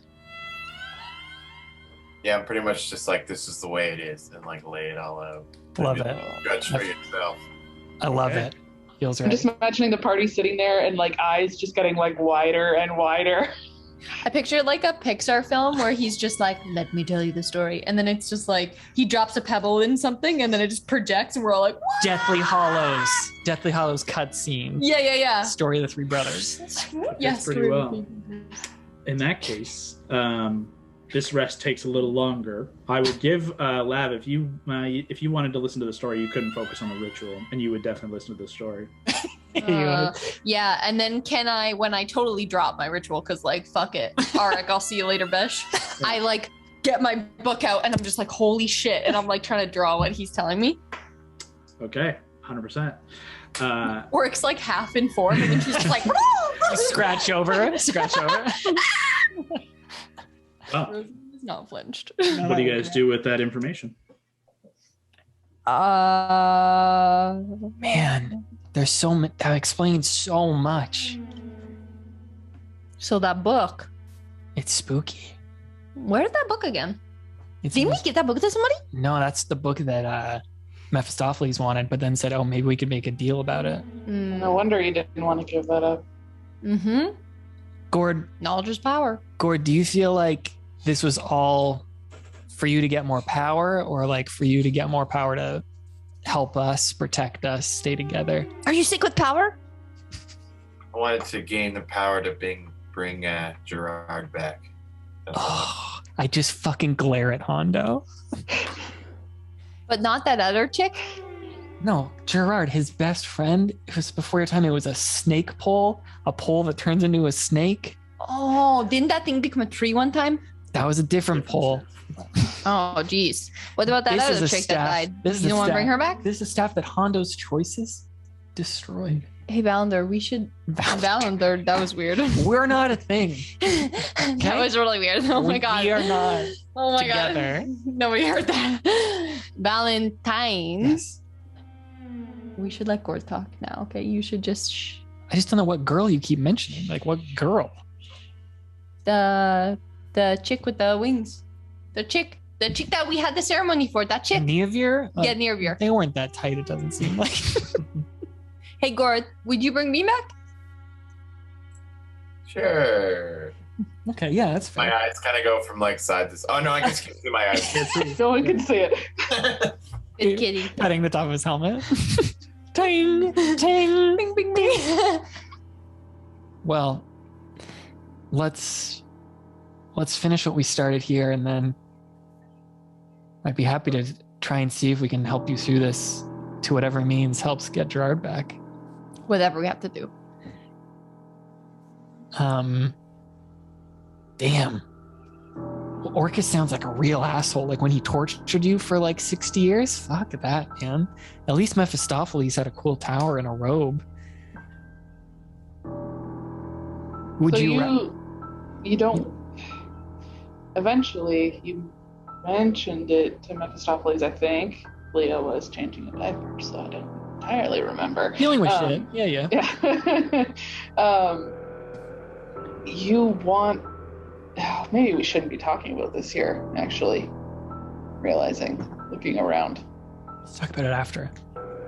Yeah. Let's. I mean, I obviously, know your end goal. We don't entirely know your plotted way to get there, but we can. Whatever. If you need to get out of something, we can help you with that. If you want to. You'll always be my best friend, Gord. Even if your initial actions to being loyal to Orcus resulted in both Mary and I dying, I completely forgive it because so many times you've saved us from it. You don't have to say anything. Your silence speaks enough. I just put my hand on your shoulder. Wow, what a fucking great story. That was amazing. Let's go get murdered by Carval, guys. Let's finish this the right way. Okay. Hondo, what do you think about that story? Your best friend, former best friend, now that he's my best friend. What do you think? I mean, you were always drawn to darkness, you know. It just makes sense. He's I like, think it makes sense. All right. Brawley will kind of go up to Gord because she's afraid of him. And she'll just kind of she'll gently tap him on his leg where she can reach, and she'll just go, I'm sorry this all happened to you, but I'm glad we know now. And then she'll just dart off. Just hiss at her. so on brand. Hiss at her underneath the helmet.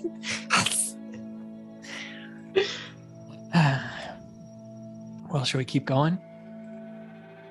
Finish this? You guys think that cool sword's Tenebrious? Like, if there was a weapon that killed a god, is it that cool blade? Something that summons that blade? I don't That'd be know knowledge they until we want. get there. Yeah.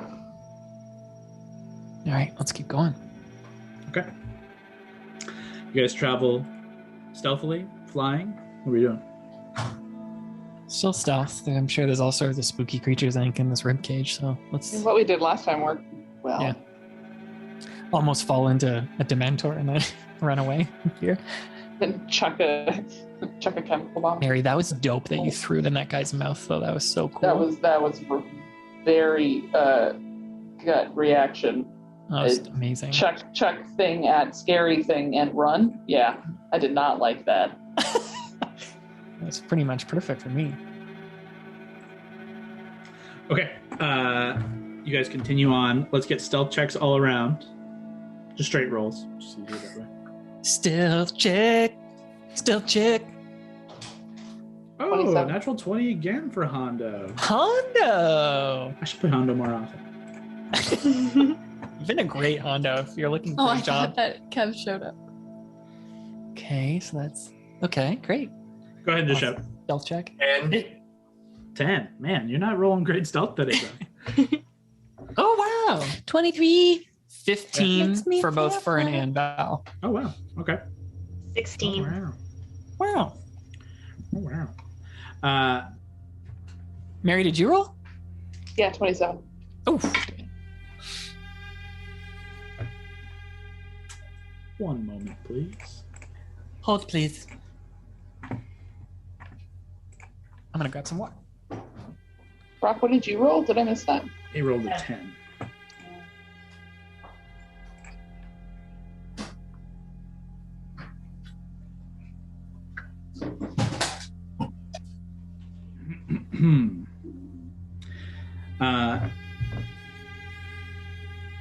As you guys are continuing across the kind of petrified flesh and passing under these massive ribs,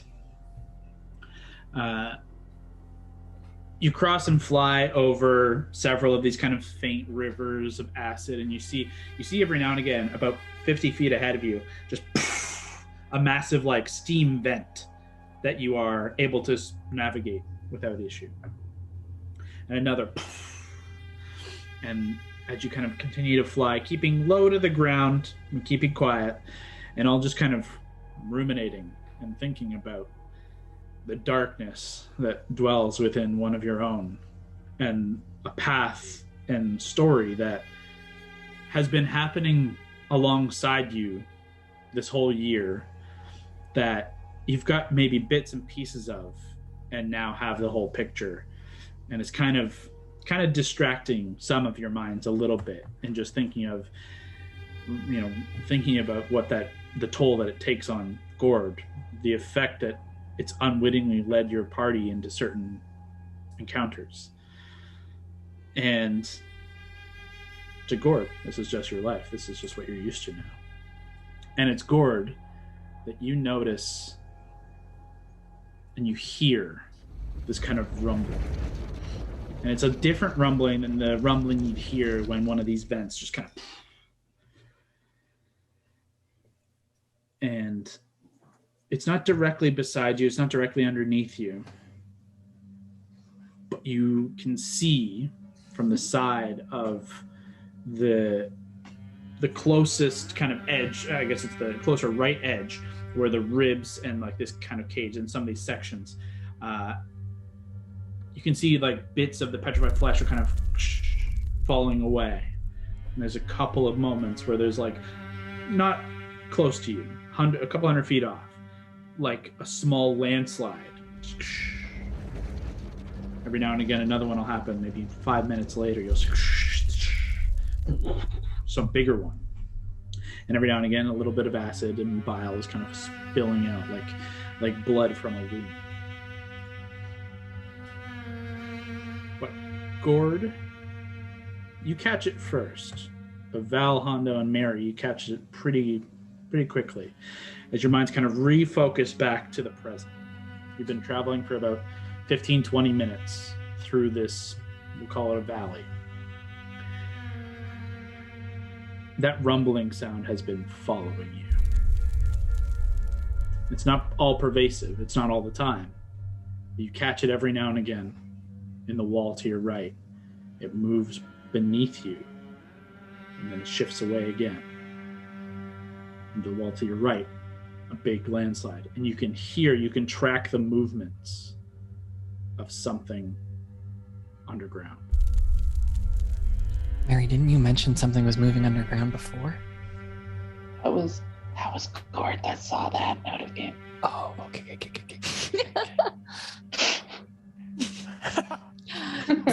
Appreciate the whisper, though. Do you guys feel like there's something? Well, I fucking know there's something like feels like following us. How is it following us, though? Can I, how far are we off the ground do you figure right now? Say, we'll just continue with the 10-foot path unless you decide to alter that. Can I I wonder if it's vibration. We'll see if it's by vibration or sound. I'll cast minor illusion, and I'll try and do the sound of like footsteps walking like 30 feet behind us. Behind? Yeah. Okay. And I'll just take a peek and see if it attracts any like movement in the ground. Sure. as you guys are just like, you're not moving fast. You're trying to still maintain a kind of a slow stealth. So every now and again, Fern still has to kind of do that little bounce fly if you want to keep Fern flying, or Fern can be walking. It doesn't make a difference, really. I like the idea of Fern flying because I just kind of like the idea of this little skip jumper. It's cute. And the carpet obviously makes no particular sound. And you guys have been quiet, like I say, thinking for the last 20 minutes, half hour or so. But Val, as you kind of turn your thoughts back, you kind of lean past Mary behind. It's a little awkward to try and like reach back around Mary to conjure some magic. Mary, you do your best to kind of move away. You make like footstep sounds, like as if something was walking. Yeah. You feel the magic leave, and it's 30 feet away, so it's not like super loud, right? It's not something that you could hear 30 feet away, but being as it's your magic, I'd say you can hear it go off. Yeah. The tail end of it has an effect. Mm-hmm. And at the point, you can almost, I'm going to say with the minor illusion, you make little footsteps in the kind of faint dust of skin and petrified flesh. At the last footstep, in the end of the 6 seconds of minor illusion, a 50-foot worm, 20 feet wide, bursts through the ground. You see white, glistening flesh that is just sickening, like a massive maggot. It rises up a mouth of 1,000 ringed teeth, multiple levels, and rising about 60 feet up before beginning to kind of turn and look down. And let's all roll initiative. Oh, do not like. Oh, God. Oh, that sounds disgusting. Very Tremors. I love that.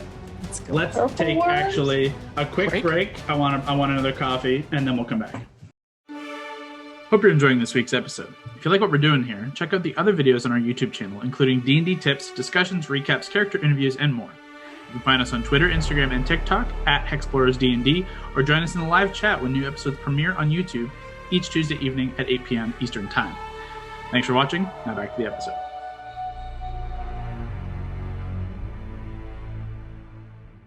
Well, let's all roll initiative. Give me your initiative scores of 25 to 20 for anybody. Me. I got to roll for Kevin. I got 20. Ooh. Nice.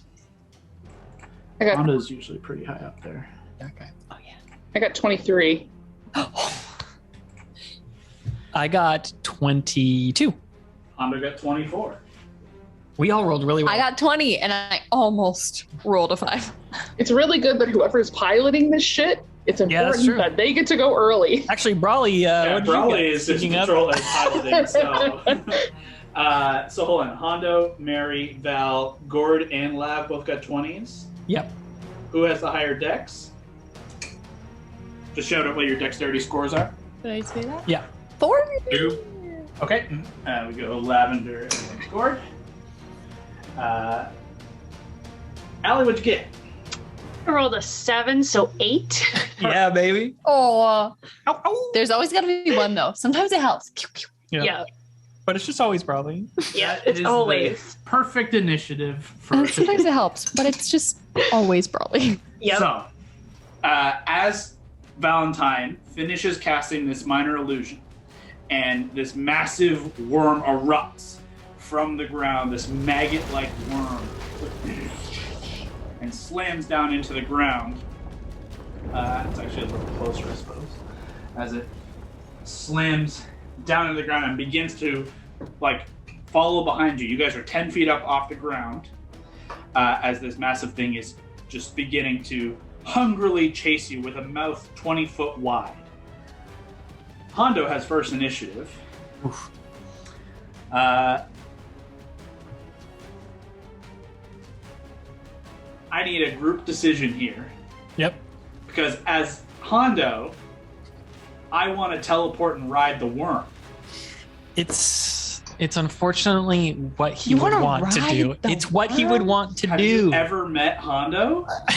That's 1,000% what he would want to do. Would want to throw at Has it. he said this out loud? Someone call Kevin as he's driving home. No. He would want to throw Whisper, hit it, teleport on top of its head, and stab it. That's what I envision Hondo doing in this moment. Do I want him to do it? Yeah. I do not, but it's what he would do. I defer to the group, but that is what I'm going to do if nobody comes up with a better solution with his turn. And I just think So that's I want to say his what he wants. go-tos are either that or walling of water, but with a misunderstanding of what wall of water does. Yeah, exactly. So Can I drown it by putting the wall of water inside its mouth? Yeah, he could try and, would Hondo think to try and block its passage with a vaguely watery wall? With a shimmering puddle? Or would he teleport onto its head and try and jump on top of it? I think he does that. either are options, but yeah. You got it. Hondo turns, and with his sharpshooter, has enough range to hit, and is going to fire his whisper towards it. I guess I can just use the D&D Beyond instead of rolling. That makes sense. Here we go. A 25 hits. That a boy? He teleports and rolls that. Okay. And Sneak attack? What's his sneak attack? I will give him sneak as he lands on top of it. Sorry to be that person. Is he still poisoned? No, actually, an hour has passed because you guys took so long to have that little chat. Because you took so long. A classic.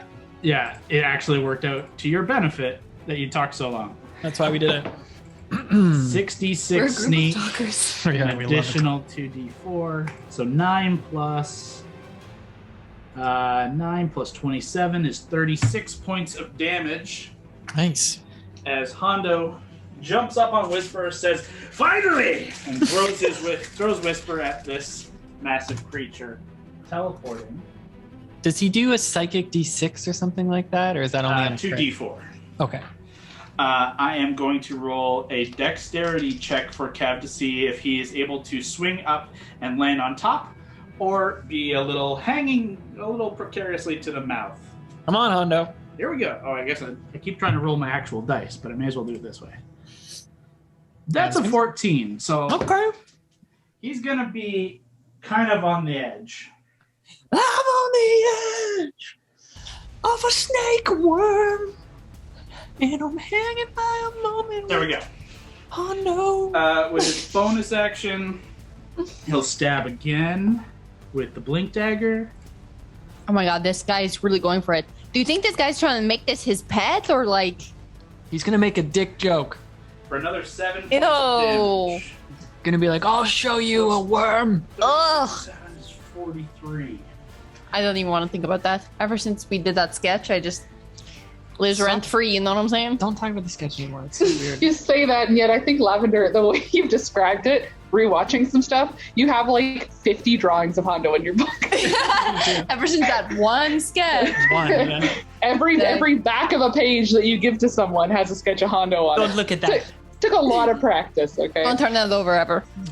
That's upside down. That ends Hondo's turn as he throws his dagger, stabs secondarily, and is teleported, kind of half hanging onto the mouth of this massive creature. Mary, it is your turn. You are on Fern, and Fern moves on Val's turn. So, what are you doing? Well, I was going to do something, but I'm not going to do that now that Hondo's there. I'm not going to shoot an explosive thing in its mouth. Why not? Do it! That was my plan. So start to take out that arrow and go, nope, and put it back. I'm just going to shoot it a bunch of times with my arrows. I'll do it in and around its face. I'll make the first one, if it hits, a distracting strike to try to be like, oh, fuck, try not to eat Hondo. You could shoot its body with the explodey thing. I forgot this part. As you see Hondo stab it twice, each spot where he stabs, you see this kind of its flesh split and like a faint puff of like of necrotic, like acid, poisonish damage kind of billows out. And Hondo. So for mechanic reasons, if I shoot not where Hondo's face is he still going to be taking damage? You're not sure? Cool.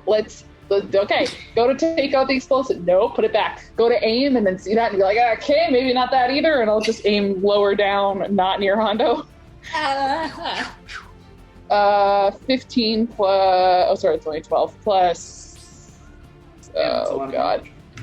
No, damage to hit. No, I was talking about how much poison damage Hondo just took. Oh, shit. Okay, great. So the first one is a 23 to hit. 23 hits. Do I get sneak? Because Hondo's there? Yeah, absolutely. Okay.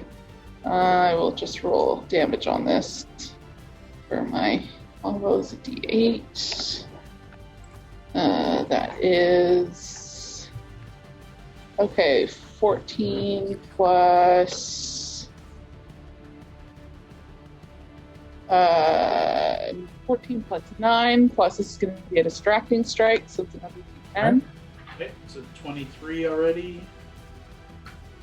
Plus another 5. So 28 points. Yep, on the first attack. And then, Jesus. Okay. not that I have a lot. When it hits, even though you hit in a different spot, the poison is like a cloud and it kind of comes up and around, and Hondo is caught in it once more. But continue. Oh, God. Well, then now I don't know if I want to hit it. Hondo's just dead. Do I want to hit it 2 more times? That's the question. Well, he What's didn't going to take happen to any Hondo damage every that time. time? You rolled a good Huh? save there. Yeah, he didn't take damage that time. Oh, he didn't? Okay. Okay, yeah, I mean, I'll try to hit it again. Okay. That's a natural 18. That definitely hits. You know, I'm just going to roll the next one at the same time. And that one will be a 21? Yeah, to hit? both hit for sure. If that's what my... Yes, it's plus Go ahead and 11. roll damage. I'm going to roll 2 more saves for Hondo. Sometimes rolls are Okay, 1 fail, 1 success. So the next 2 are a total of 24 points of damage. I'm not going to use any more maneuvers. You got it. And then I don't really have anything that could be used as a bonus action. I'm just trying to think. You just turn and spin and a couple of decision making, and then fire 3 arrows, and you watch as they clatter into the very obvious massive creature's body and into its mouth, but everywhere along its flesh where you do hit, you just see that this kind of faint mist of poison. And then I don't know if there's anything that's worth using eye for detail for. Spot a hidden creature or object to make an investigation check to decipher clues. No, I'll just be like, Hondo, get the fuck off that thing. We gotta fucking run. Okay, then it's Mary's turn. Takes us to Valentine. Cool. Are these craters on the ground here? They are just like little pools of acid, and Ooh. this one specifically is a crater where this creature kind of came up out of. These ones are just like pools of acid. And then what's that? Is that a ridge north of us? Just a little river of bile. Okay, another river. Okay. I'm going to go south, maybe like 20, and then like up like 60. To the left 60. South. And then, sorry, like up, like in the air. Oh, I see. High. And then I'm going to blast 3 Eldritch Blasts at this thing. Yeah, go ahead and roll damage. Wait. Or roll to hit, but you know. I'm on the edge of blasting. Does it mean everyone's head now? Ooh, nat 1 on the first one. Unfortunately, a miss. 19. Ooh, you know what? On a 1, Hondo is right there. So I'm going to give Hondo a chance Yes, to let me hit him. dodge it or get hit. What's your spell save DC? I'm going to set it at that. Talk shit, get hit. 10. Or wait, save DC? 16. Yeah, so Hondo gets hit with that first one. Yeah. So yeah, first one missed, nat 1. Second one was a 19, but I actually subtract 3, so that's 16. 16 just misses, unfortunately. And then the next one was a nat 16, so that'll miss too. Or sorry, that not a nat 16, added up to 16, so it'll miss. Okay, unfortunately, both of the one does, you hit Hondo, unfortunately, so roll damage for that. And you do manage to hit, I should say, you don't miss. you hit its like glistening, blubberous exterior, and the hits just kind of glance off. Rolled max damage for the Honda one, so 15 15 points. You did. Honda looks rough already. Oh my god, really? Well, he's taken 50 points of damage. 55-0? Yeah, he's at 71 of 121. Hondo, get out of there. So That is your action. I'll shout at him, Hondo, get the fuck out of there! And I'll inspire him. Ooh, okay. Bardic. This, and then that's it. Okay. That and your turn takes us to Lavender. Gord, you're on deck. I start to get a bit sparkly. And should I cast this now? It's all up to you. I'm gonna cast it now. You I'm really gonna want cast to. Crown of Stars, baby. Okay. First, Wild Magic Surge. Oh! That's very wild magic, Sergi. Yeah, Okay, I'm gonna use D&D Beyond. Hey! Roll me some percentile die, please. Oh my god. Oh no. Wow, Hondo is literally about to die. And you're No, I'm about to hoping murder it's everyone. Now you're gonna I'm murder hoping everyone on it's this the carpet. fireball yourself one, because that's just Oh, a nice God. little clump of people right Roll a D100. A D100? Oh, okay. I thought that was like damage. I was there. like, No. a D100. Guys, roll. It's so hard because you never know what this actually means. 38. I should have been keeping this in a journal for what happens. Hold, please. I really just need to write my own, because I hate these. You should. Yeah, you should. You should just make it up. Oh, hi, Rosie. I know. Shit's I getting know, crazy. Rosie, it's getting crazy. She used the new thing. She's and like- something crazy happened. Rose, no. Crown of Stars. Imagine if I just permanently get Crown of Stars. That'd be dope. Let me read to you what Crown of Stars is. Yeah, well, that's 7 star-like motes of light appear in an orbit around your head until the spell ends. You can use a bonus action to send one of the motes streaking towards one creature or object within 120 feet of you. When you do so, make a ranged spell attack. On a hit, the target takes 4d12 radiant damage. Whether you hit or miss, the mote is expended. The spell ends early if you expend the last mote. If you have 4 or more motes remaining, they shed bright light in a 30-foot radius and dim light for an additional 30 feet. If you have 1 or 3 motes remaining, they shed dim light in 30-foot radius, and basically I get to like keep it without concentration. And it lasts for 1 hour. yeah, it's pretty cool. Sick. All right, I found a different table that I'm going Okay. to use, because I already like it better just based on a couple of these that I see. You rolled 38. Yeah. Okay. Drop it. Lav, as you summon your new magic, this new idea of magic, you see the crown and all these sparkling lights kind of erupt in front of you like they are massive like spotlights shining down on you, and like a figure standing on a stage, just they all My dream. encircle you. You are the center of attention before the Wild Magic Surge throws you 10 feet to the ground, and you were just and you roll slamming onto your face. You take 7 points of damage as you skid into the ground, and you have your turn. Go ahead. Weird. Oh my god, that's a tough spell to rock.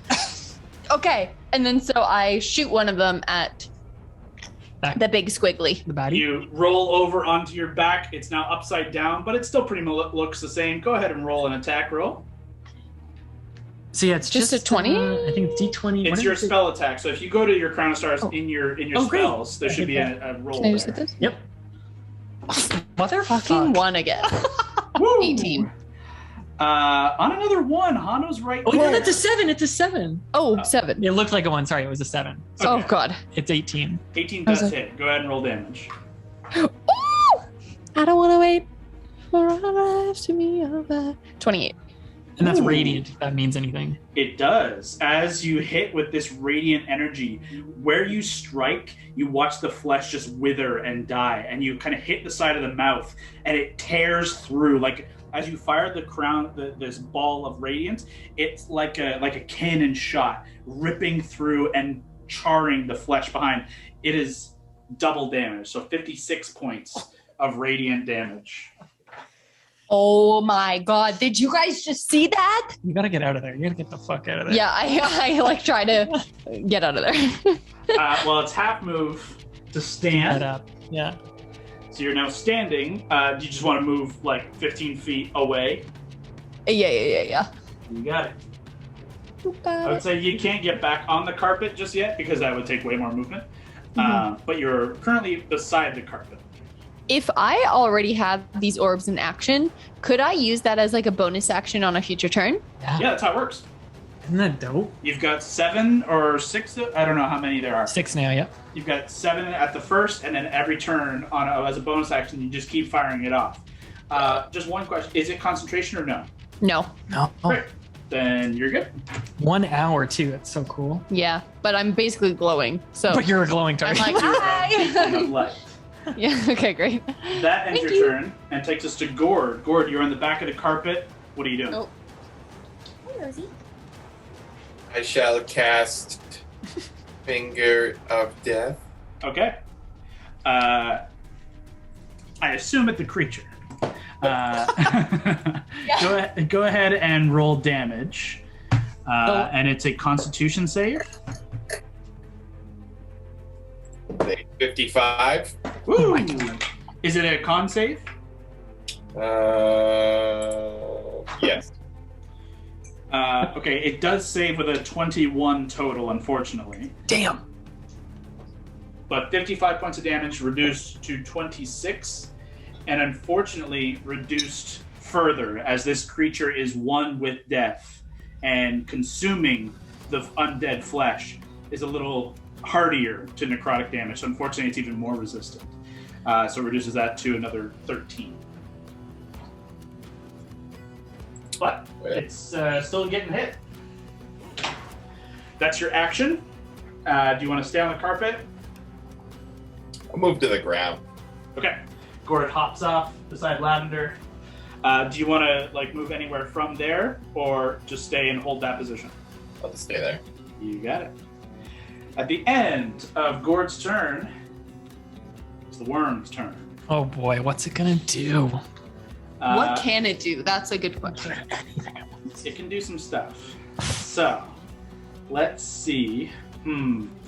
Lavender, if you hadn't hit it with Radiant, it would have just focused its whole turn on Hondo. Yeah. But that Radiant damage burns. Yeah. Saved Hondo's life. Sucks to suck, man. You pretty much did. It's not going to use an action to try and shake Hondo free, because fuck it. It needs to attack you. It is going to... Let's see. It's got 2 actions. I'm just deciding which one to use. Yeah, let's do that. Is Gord on the ground next to her, or is he on the carpet? Gord just jumped off the carpet and landed Gotcha. beside Lavender, so kind of, beside / in front of. I picture him landing beside me, like when that statue comes to life in Harry Potter. Like at the end, he's like, yeah, that would be dope. 3-point landing. But like a cat, so it's Yeah. very quiet. With a Mandalorian mask.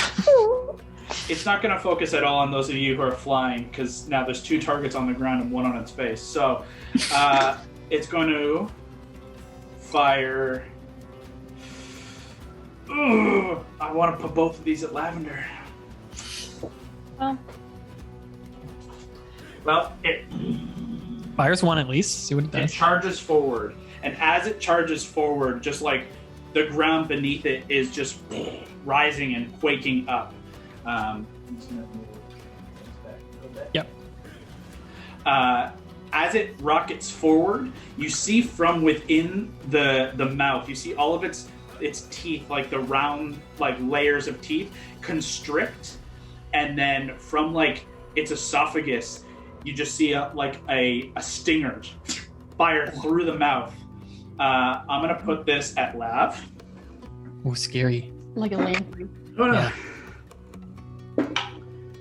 Yeah. That is a 27 to hit.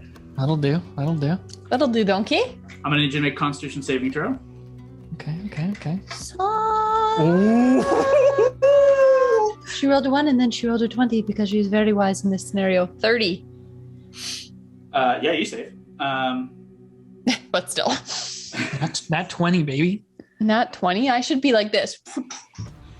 I think it's still gonna hurt. Yeah. It's gonna hurt a lot because you do begin to dodge and you stop it from taking out an eye. But you move and it clips your shoulder and it hits you for 16 points of piercing damage. And then 21 necrotic damage, thanks to your save, which would have been 42. Ooh, damn. That would have been ratchet. As you dodge back, it moves forward. Gord, you are right up beneath at the base of this thing as it rises up over you, and it comes down from above Lavender to try and chomp down from above with a big bite attack. Ew, but like Hondo just riding along is about to slam into the ground. Lavender, that is an 18 to hit. Can I? Wait, sorry, that is I apologize. That is a 22 to hit. Yeah. Can I try and cut that? How No, far it's away just- is cutting works? Oh, that's a good point. 60 feet. You've Yeah. flipped 60 feet Not up. too far. Unfortunately, you are too far. Can I bend luck it? That only know. works with your stuff. That's only you. Oh, does it? The other one is the D4. Ben luck, I think, is your you roll a 20 thing again. If you have one of them that affects an attack roll, now's the time. Yeah, there is one that affects an attack roll. When another creature you can see makes an attack roll. But that's Or an you ability roll check. 1d4 and your armor class is 16. Oh, yeah. So no, you're not going to bother. Yeah. No. Okay. Anyone else want to? Anyone else save me? Unfortunately, I don't believe anyone else has the ability to. Mary did have a distracting strike thing on. Does that target her? Distracting strike gives the next attack advantage. So actually, I guess Scott's natural 1 wouldn't have been a natural 1. Can I use Tides of Chaos to gain advantage so then you have disadvantage? That's That's not not how how that that works. works. Oh, okay. You're just I'm gonna, here. unfortunately, have to take this hit. Okay, well, all But right. more importantly, what I need you to do, and maybe you could use these abilities for this, is make a dexterity saving throw. Yeah, you should use it for this. Yeah, okay. So, just roll that first. I'm see gonna what roll happens. it. Oh. Okay, yep. We're gonna do Tides of Chaos or something? What's happening over there? So it got a 10 on the dex save, and now she's gonna do the Tides of Chaos for a reroll. Yeah. Reroll. Oh, and it's a save, so.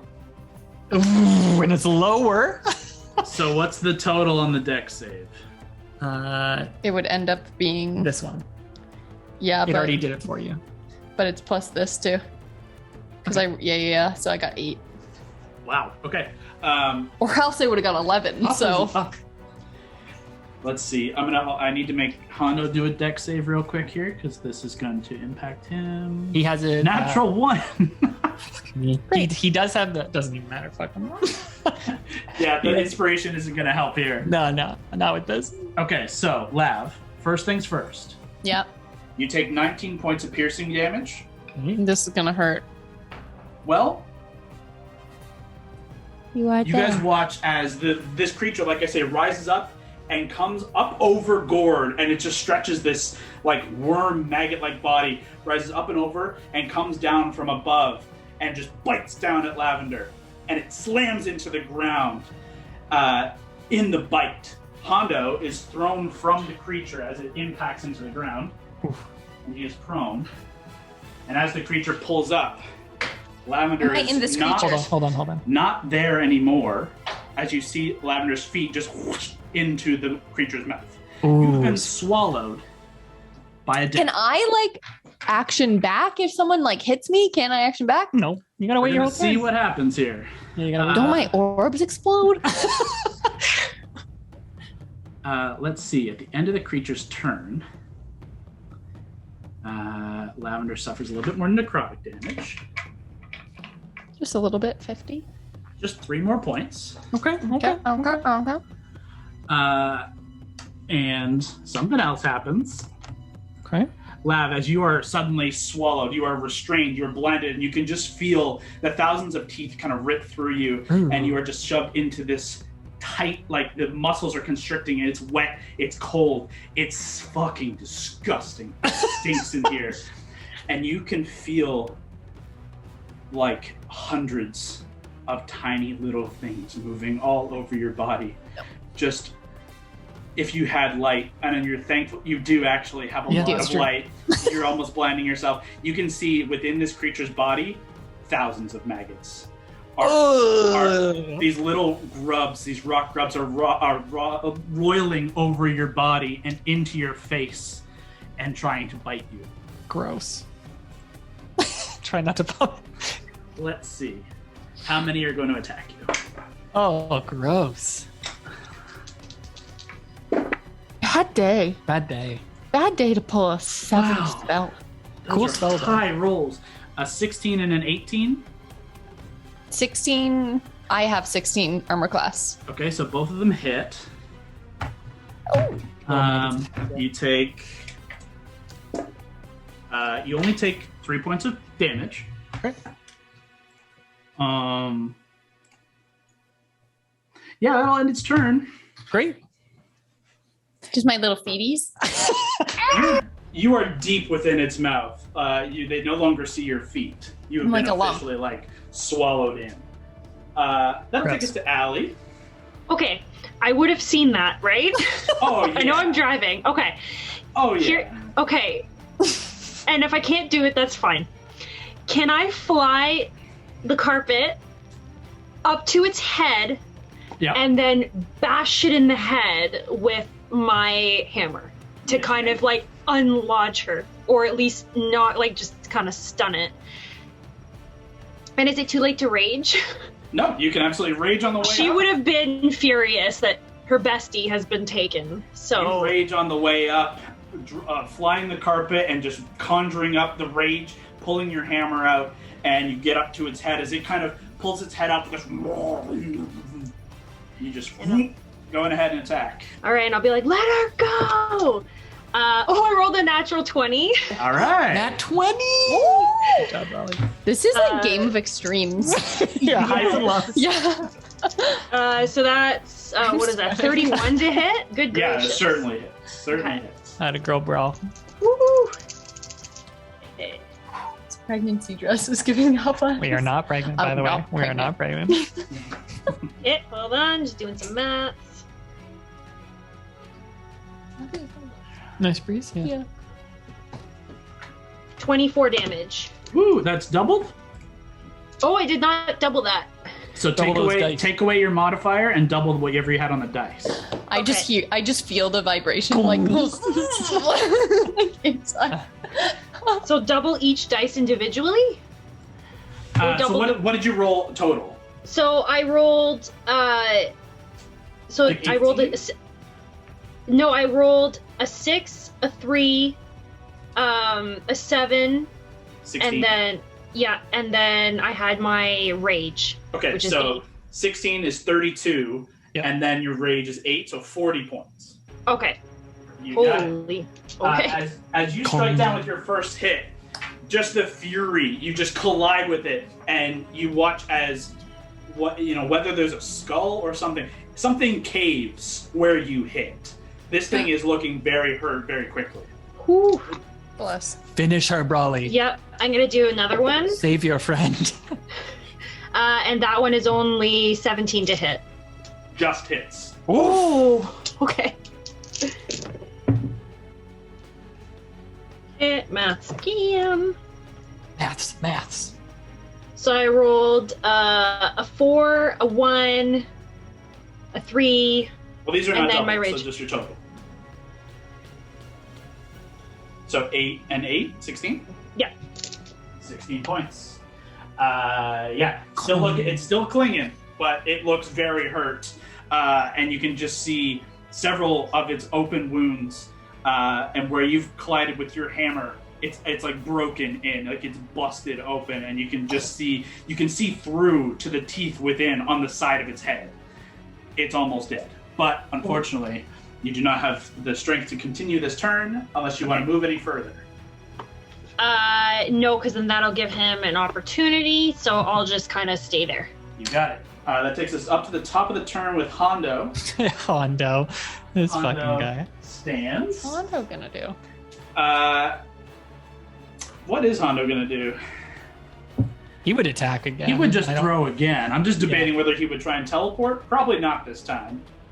Well, What if he's hurt? I feel like Hondo's relatively. he is pretty Hondo- cautious. When you- Hondo gets hurt, he gets pretty like self. What's it called? Yeah. Yeah, he's That's really Self-preservation kicks in. That's right. Yeah. So I'm still gonna throw a whisper. Could he get sneak if he goes on the other side of Brawley? He gets sneak because they're both in range of the creature. Tight. So he gets sneak regardless. With a 32, he hits. So there's that die. And 1, 2, 3, 4, 5, 6. 1, 2. So 10. Plus an additional 33. Oof, 43 Jesus, points of Hondo. damage. Gord and Allie, I need you to make Constitution saving throws for me. 18. Nice. That's Gordo. success. You take nothing. Alana?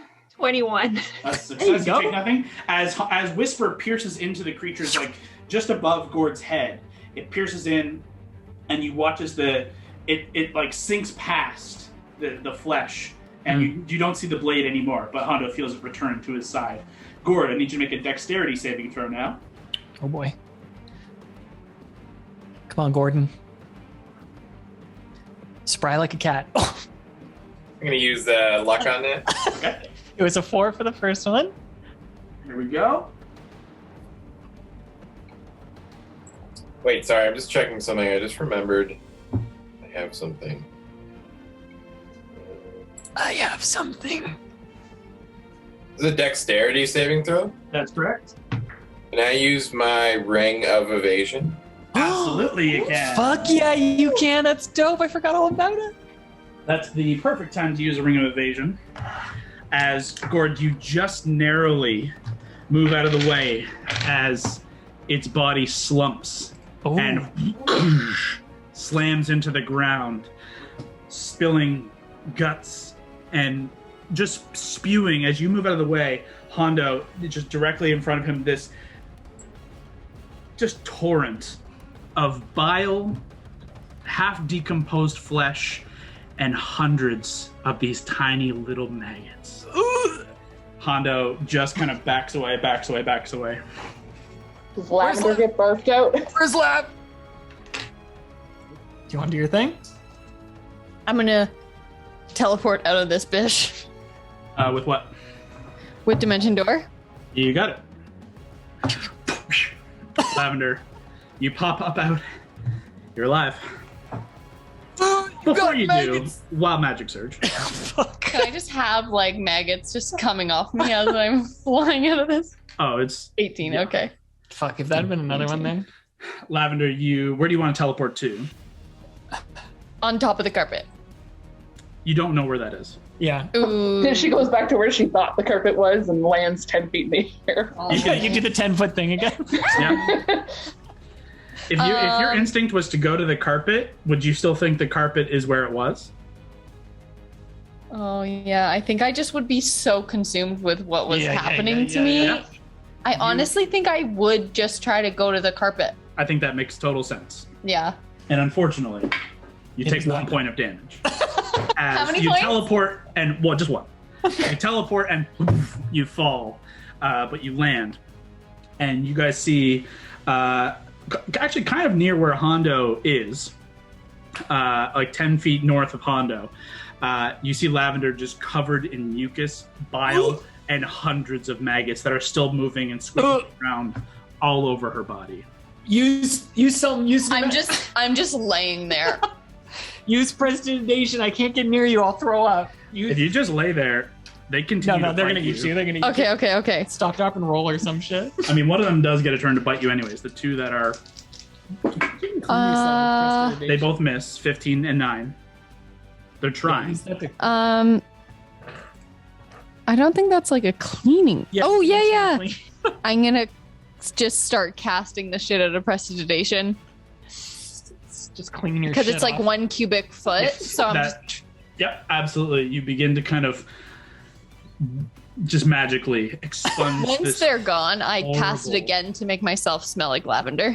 If there was ever a use for prestidigitation. Lav, go This ahead and is make it. a. And I also use prestidigitation to cast myself like a small teddy that looks like Auric. And I'm just An laying illusion there of it. holding it.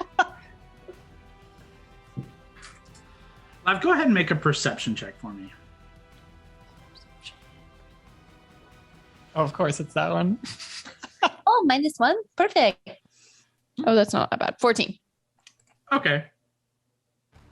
As you're prestidigitating yourself and cleaning yourself off, and everyone else kind of comes back around, though keeping their distance because it's horrifyingly disgusting, you finally are clean. You're clear. You smell like lavender once more. You definitely can see there are 2 spots. One in the kind of upper bicep area, and one like you can feel it right here in your neck. Hate that. no. Hate that for me. These 2 just open wounds. That's not good. That could be poison or something. I'm gonna- Or it could be babies in her skin that we need to cut out. Who's good at this shit? Who knows about little bugs and skin? Can I do a...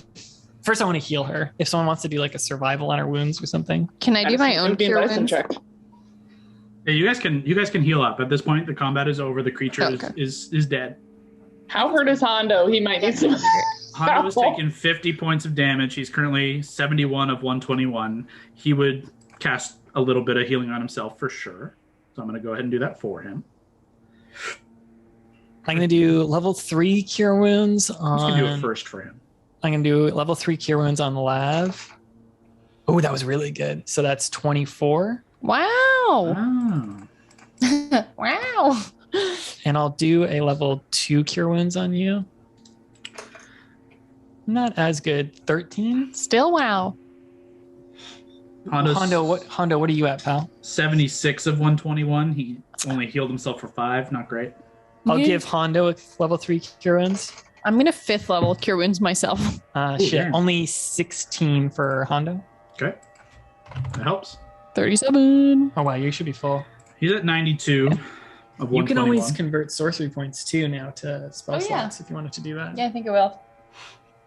I don't know. Is there a limit to the like? I don't think you can get that 7th back. Probably, yeah. I don't. I think it might be like Arcane Recovery, where you have a cap to how many you can get back, but I could be wrong. Oh. It says you have 13. Should give you a table, I If you think. click on it, I think it might give you more info. Yeah, there we go.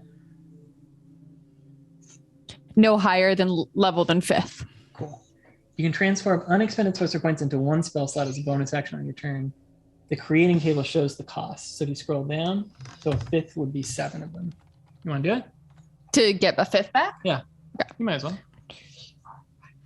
So 13. Sorry. So is you guys heal up? Is there anything else anyone else wants to do beyond healing? Can I? If Lavender points that out, Yeah. I can do a medicine check. I'm not very good at them, but I can try to figure out what the fuck is going on if she points them out, or complains about them loudly, which might happen. I do. I feel like that's something that you would do. Oh my god. Oh my god. That was really Oh my dope. god. You flew inside it? No, but look, this thing. I had these things on me now. I think they're all over me. They're still all over me. Yeah, you got the No, stars. they're all over me. The No, the stars. maggots are all over me. Okay, we'll look at it. We'll You look would at be it. freaking out too. We'll look at it. My medicine check is 16, which is pretty good for me. You good? I guess those stars would still be around me though, because it's an hour. If it's not concentration, absolutely. I just muted the biggest sneeze. Oh my god. Let's see. Yeah, Mary, as you look over Lavender as she kind of sits down and is quietly starting to freak out, just like you begin looking and you can see that, yeah, not deep within the skin in both of these, you can just see the tail end of one of those maggots. Okay, don't move. Don't freak out. Don't look. And don't move. Don't move. Look where? Don't look. Look, don't where? look at me. Look at that. Look at Brawley. Brawley, you come hold over it. here. Mary, Okay. these things are moving further. Yeah, no, I'm gonna take out a dagger and like use them to try to like make a little incision to try to cut them out. Okay, which one do you target first? The neck one. Okay.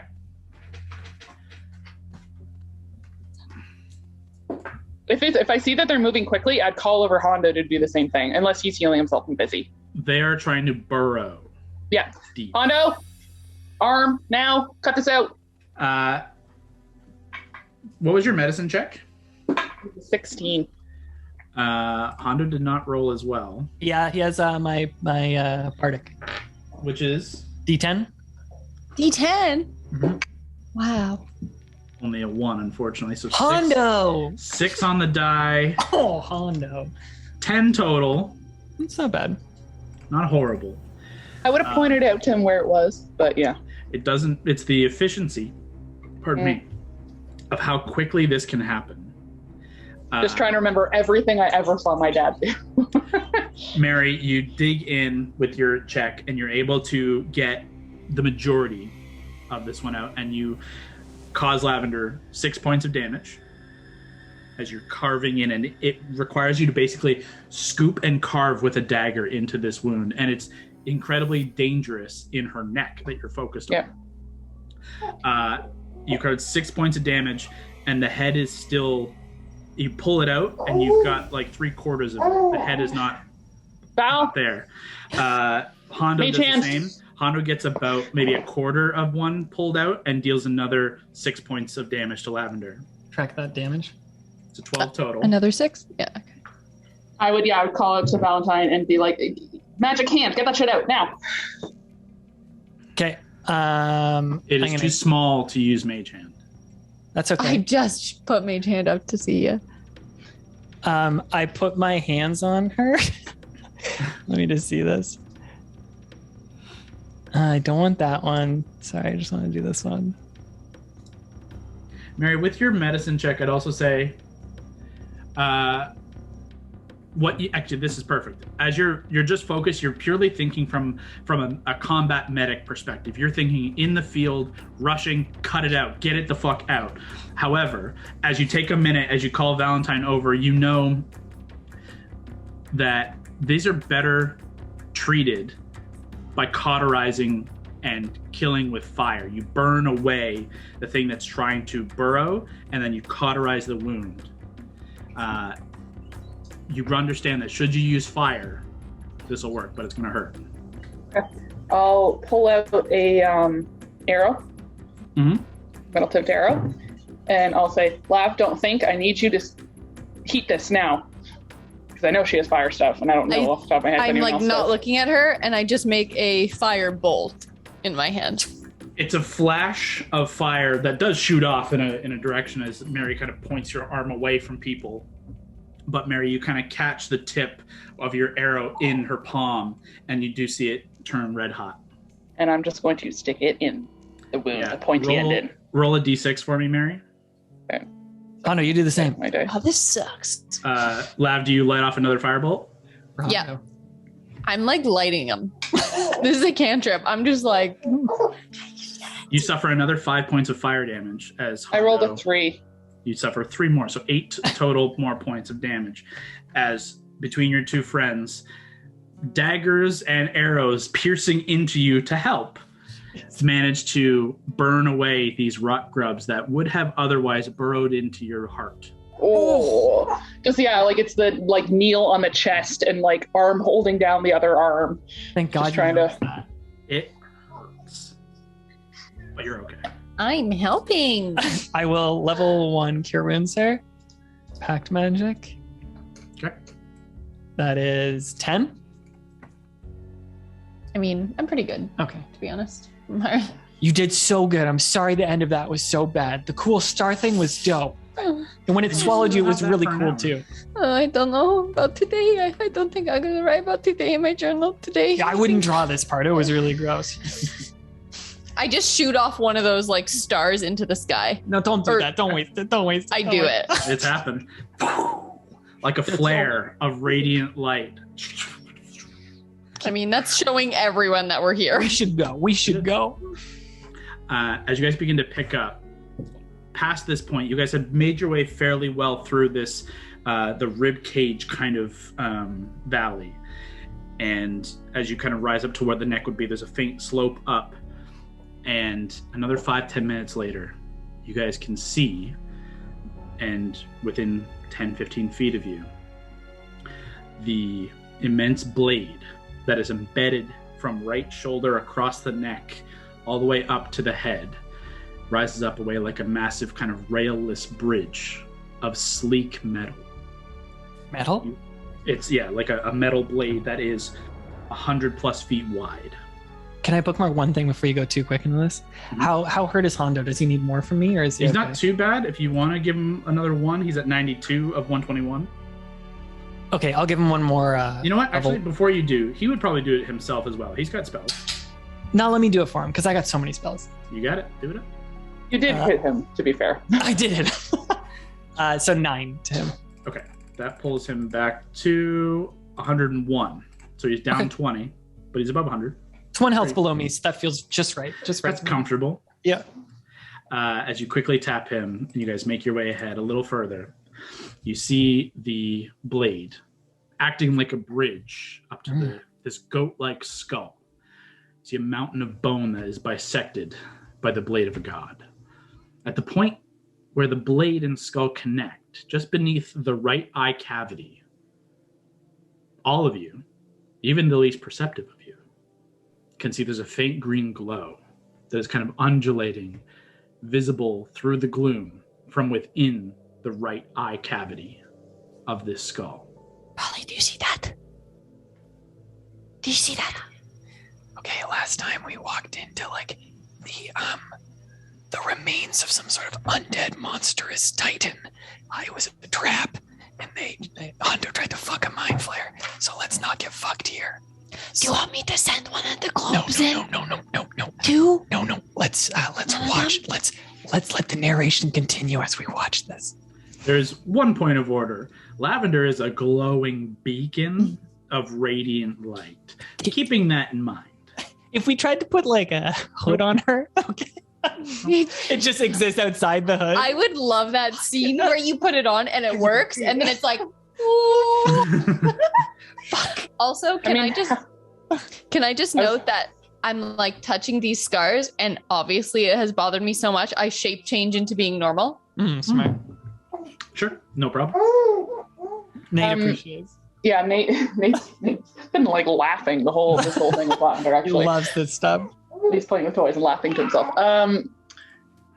He's a If you big were fan. to go, just general DM question. Mhm. If you would go invisible, Mhm.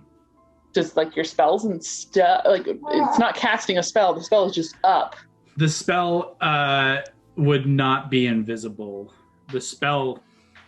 I It would suppose just be six it's globes. Just 6 globes of light. Yeah, I feel like So, that's like, you know, they're sourceless in that case. Like, that might be less... That was of such a good idea. target. But I would say, unfortunately, that the spell effect is not nullified or they're worth hidden. it. They're worth it here. Keep them up. I'm just saying it might be smart to put Lavender a little behind. Sure. Yep. Why don't you just hang back there for a sec? Just, hey, that might be a little DM push, but Yeah, it's probably Hondo smart. said I think I need a minute, actually. I think I... Why doesn't she stay back a bit? Give away my stealthing. Crossing the bridge won't take very long, but there's no place to kind of stealth. It's an open bridge of a blade. However, you see, there's no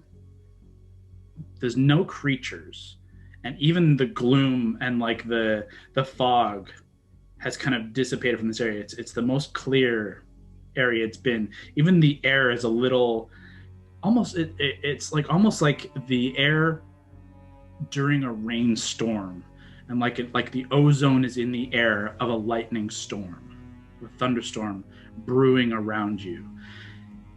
You can, Valentine and Gord and Lavender, you can feel magic all around you.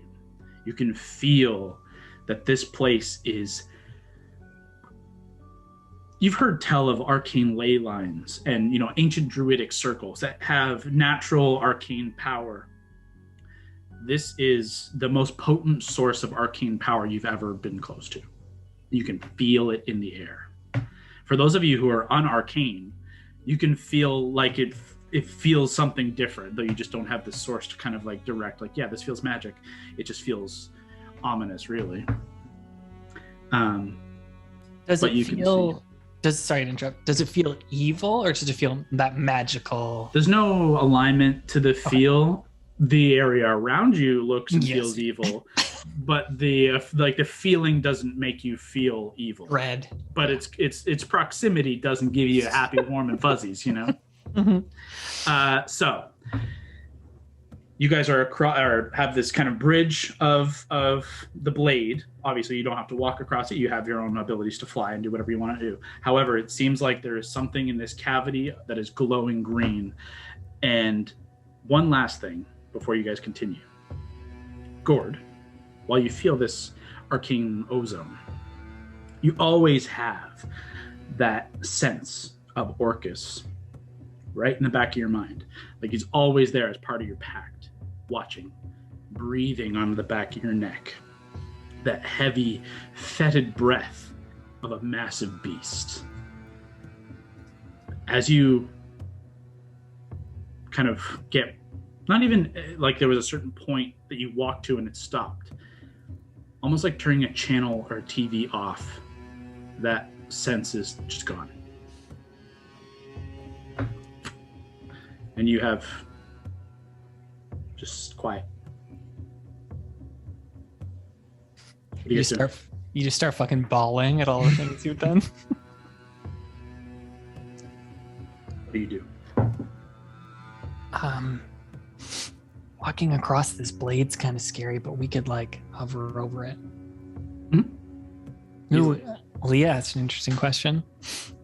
Gord, if you have a cantrip, maybe you should try a cantrip.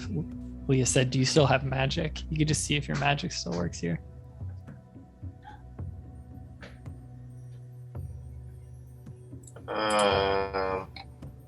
Just if you had prestidigitation or something, you could see if that still works. I do have. I'll just try something like that. Then I'll just try to make like a fireball in the hand. Yeah, you have cantrips you can try. You have disguise self that is a free thing you can do. Everything you try, no problem. It works. Okay, great. That would have been scary. Why don't we? Like, I don't know, Hondo. Do you want to try and scout out ahead? What's this eye thing kind of scares me. We can. Sorry, how far distance-wise are we from that eye? This sword, the length. Maybe a couple 100 feet. Like it's a couple minutes to cross. Okay. It's not like around the corner, and it's not miles. It's a ways, but like you have a comfortable amount of time that you can prepare and plan, or get close and scout. I would also say, it looks like the kind of ridge line of this eye cavity, and like the eye cavity itself, it might be a mile wide. It's massive. Oof. So like maybe not a mile wide, but you know what I mean? It's a very humongous skull. Yeah. So like you guys could get up on it and still be relatively comfortably stealth. You feel pretty confident of like hiding from anything within. You feel confident that you could get close and scout, prepare, do what you want to do. It was more a note that like there's this massive stretch of almost emptiness and this odd feeling. Why don't then, if you guys are cool, that we could try and fly across this sword on carpet and fern, and then when we get to the skull, we can make kind of a scout plan if Hondo wants to like go up ahead.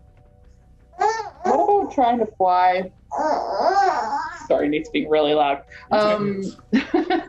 What if we tried to fly just beneath the sword and following it so that we're hidden by it? I mean, we wouldn't be hidden from anything on the ground, but is it just like empty space beneath the sword? Yeah, you can see like beneath this, like the sword is in sections, still embedded in flesh.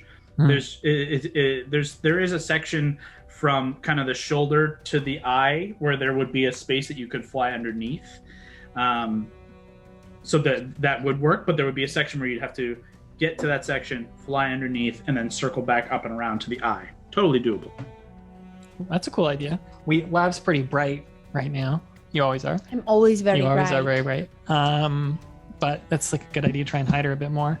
Could I do a perception check just to try and, I know it's so far, but just make sure, look for anyone watching us. Sure. Go ahead. My first actual roll. 10 plus 13 is 23. As you guys are having your conversation and debating your plan, you look across and you look as keenly as you can towards this kind of glow within this eye cavity, seemingly something within, and then making sure along the long bridge of this like goat-like nose that there's not sentries, or within the cavity of the mouth that hangs low. You don't see any sign of anything watching. You don't see any sign of anything living or unliving in this kind of case. You look back behind you, and you can still see there are small creatures across the valleys and horrid space that you've passed with that roll. But ahead of you, it doesn't seem like anything is on the surface. Okay, that's good. I mean, nothing's waiting for us invisibly. Remember, like you said, what happened with the mind flare? He was invisible waiting for us. Yeah. No one has, just general question, no one has anything that lets them see anything invisible, right? Am I misremembering something? No, it would be if you had detect magic. I wonder if that might detect I could, an invisible creature. It takes 10 minutes for me, but I could start doing that. Like I could ritually cast detect magic. There's obviously see invisibility as the spell, but I don't think anyone has that. Do you guys want to chill here for 10 minutes just so I could have that up? And then Well, how long does that last for, though? 10 minutes. Is it going to take us longer than 10 minutes to get all the way up there? It might take you 10 minutes. Yeah, because then, like, by the time you get there, which is when you would be able to see something, it'd be gone. It stops. Then screw it. Let's just go. And it's only 30 feet. Keep that in mind. True. Like the That's range a really, of detect really good magic. This thing would be like a fucking Christmas. Oh wait. Sorry.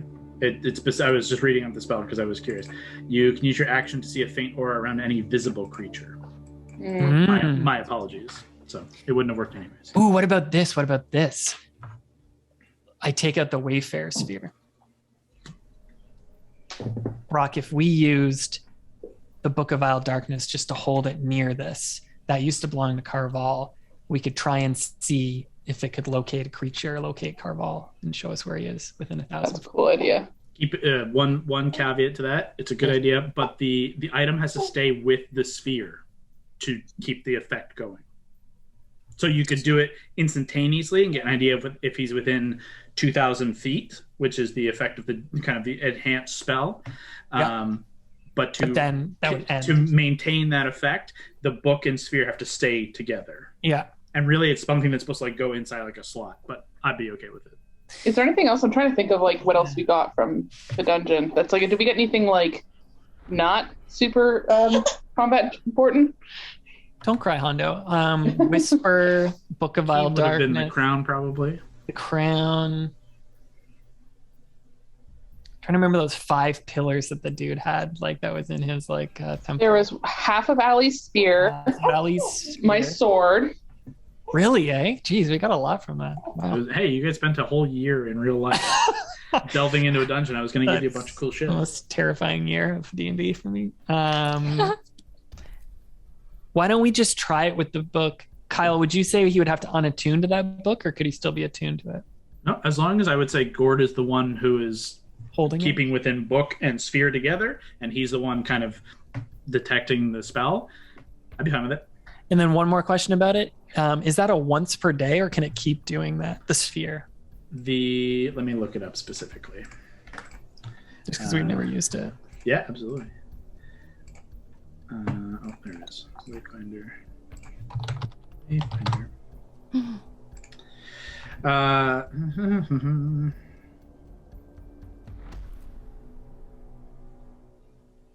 I know what we can use. The Infernal Puzzle Box. Sure. Didn't we give that away? Yeah, I thought we did. Yeah, didn't you give that to the hag? No, we gave the scrolls. We didn't. I don't think we gave the full box. Didn't But we give someone the puzzle I feel box? like we though? might have given someone the box. The book will work. It just Okay. means Gord has to be the one to do it is all. Yeah. The only other caveat to it is you have to expend your own magic to make it work. So Gord would have to cast just a spell slot to make it. He doesn't have a lot of those, though. Yeah. Yeah. Wow, that was loud. I don't want Gord to waste one of his cool spells because he could be so clutch with those. So let me just see quickly my inventory if I had anything else from that baby. You can also, I mean, that's It for works the 1,000 enhanced feet, right? version. Yeah. If you get to the edge, you don't know how deep it is. If you do some scouting, you might be able to just use the regular version. Let's just do which the is regular just one. like you just activate it. And that skull eyes within 1,000 feet, right, of us right now. Right now, it might be on the edge, but like I'm saying, is if you got close to like perceive within, and use it then. Then let's wait. Let's wait till we get to the other side. We could use it. Did you see if it is an at will or if it's once per day? That to use the enhanced version it just uses your spells. So Yep. like you just channel your magic into it. So as long as you got spells to burn and an item that works, you can do that. Just to use the one that is innately in the sphere, not burning any magic, it's once per each spell. So Gotcha. you can locate object and locate creature for free once. Okay. Or you can do the enhanced version using your own magic and an item, and you can do that as much as you want. Love it. Got it. Cool. Okay. All right, so let's wait till we get to the other side and then maybe we'll use it. Last question then, are you trying to move stealthily across here? If you do the hide beneath the blade, I would allow you to do a regular stealth check. If you're just kind of moving forward, it's a disadvantage. It's just open. I love Mary's idea of going underneath. Why don't we do that? You guys Yeah. cool with that? Then as you guys begin to progress forward, let's get stealth checks all around. Okay. Stealth check. Okay, that's pretty shit. I'm going to roll one for Fern. Hondo 23. Can someone roll for me, please? I got roll 21. For you. Do you know what your bonus is, Mary? 11. You rolled a natural 19 for a total of 30. What did you get? I got 21. Nice. Great. Just call them out. Fern got 17. I got 12. 18? Nice, Brawley. Yeah. What did you get, Brock? 15. Okay. You guys begin to make your way. You have to walk for a little bit before you can get to a point where the blade is free beneath. So you quickly kind of scurry forward, and then you take to the carpet and Fern and dip beneath the blade, and directly beneath, using the shadow of the blade to travel across this chasm of just empty void beneath you. There's no light, no stars, just black. It's scary. But you make your way across. You see the skull kind of begin to curve up and around, and where the blade connects, you swoop back up and around. And basically you have about 10 feet of bone from where the blade sits, 10 feet of bone before it curves in. And it's like the cavity curves in. So you can kind of rise up a little higher. If someone wants to go ahead and make a perception check. I'll do it.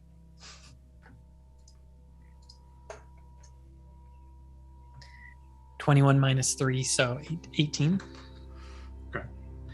You can see that beyond the cleft bone, there's a large cavity. And you can see this graying, petrified flesh and these small veins of that faint kind of green that you've seen across this entire body. A green acidic bile, blood, acid, whatever it may be. Just kind of dot around like veins of this body. And you can see that green energy, that light, is deeper within, and it's bright, and it's kind of illuminating all the way back here. And it's just kind of faintly glowing and undulating. And at this point, at this proximity, you can feel, as well as hear, this low bassy tone, like a low drone that kind of It's hard to pinpoint, but it's certainly deeper within. The cavity itself, you see progress probably about 200 to 300 feet ahead, and then kind of curve up and away, and you can see no more. But it seems to be a straight cavity forward for about 200 feet, 300 feet. You do see some bone or rock or flesh that you could use as cover if you wanted to progress forward. But you'd have to get closer to get a better idea of what you're dealing with. So scared already. I don't love it. I don't love getting close to it. It's kind of Don't. scary to me. Let's just go home. Maybe we should. You guys want to go back to Turn around. Verdansk? Okay, let's try and use it for some cover, I guess. Like, move in a little closer. We're flying, right? We're flying now? Yeah, I mean, you guys are flying. I will require secondary stealth checks as you guys are progressing forward. Okay, let's do that. Okay. Everyone roll stealth again. Stealth all around, straight rolls. Better. Those on the carpet, I will give you advantage again. Nice. But Fern still is kind of making movement and noise. Yep. But the carpet is so quiet. Ooh, good. So that's actually subtract 1. 17. 27 for Hondo. Nice. 24 for me. Damn. 26. 26 for Ollie, did you just say? Yeah, I rolled a natural 20. There you go. Stealthiest queen. For the first time. Val Fern. Val 21, Fern 17. Pretty good. Ooh, nice. Gord? What roll, sorry? Stealth with advantage. So roll twice, take the higher. 26. Damn. Is that a nat 20 for you? You guys move Super in sneaky. really, really quietly. Taking this seriously. Most of you know the danger that this figure that you're tracking down, that he possesses. You know the deadly force with which he wields. And even those of you, Gordon, Lavender, who haven't faced him, this place is innately evil. You can sense it. And Gordon, you can sense it most of all. And as you creep closer through the darkness and gloom, you get up a little closer. Another 50 feet. Another 100 feet. 200 feet. And you get to the point where the curve upward, you can begin to see more. And that glow is now just kind of everywhere. That greenish glow. Is the glow undulating with that sound? Not particularly. It's close. But not like not a rhythmic glow. It's not a rhythmic glow like... It's not heartbeat-esque? No, it's definitely not heartbeat-esque. It's more the glow. And as you're getting closer, everyone can kind of get this sense. The glow is only changing and shifting because it seems like there's movement and things moving around it. So it's like causing like shadow, to cut away parts of it, or as it moves around something, it changes the trajectory of the light. So that's more what it feels like. Okay. That chanting, that droning certainly sounds rhythmic, and it's not in tune with the light. They're two separate entities, separate sources. You guys are at basically the bottom of like where it comes in and then curves to go up. And it curves up, not at a super harsh slope, but enough that you can't see anything from this point.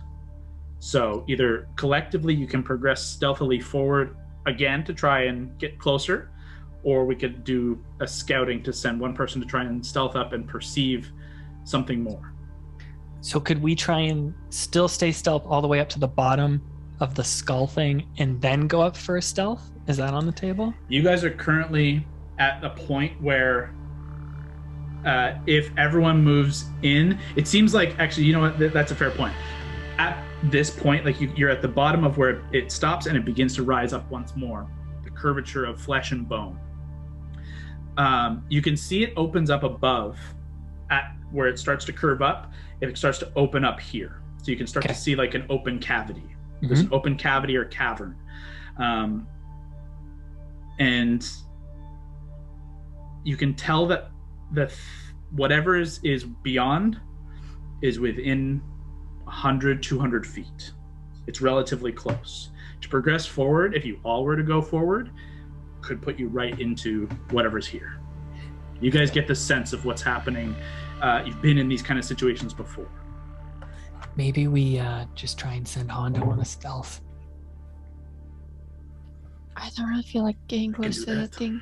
And no, Hondo would do it alone. You would give the reins to Brawley again. Yeah, Did I no, go that was me agreeing. Invisibly or just my natural stealthily? You're really fucking stealthy. I am very good. But you do whatever you want. I don't even know if you can cast invisibility. I don't know. He can. I don't know. I'm making it a group decision. If I Hondo don't know if casts he would be invisibility on that. himself. I don't know if he would be that clever about it. What do you think, Mary? Like, he is low on health, though. He might. He's not that low. He's got 100 hit points. That's great. Hondo's terrified of always going below 100.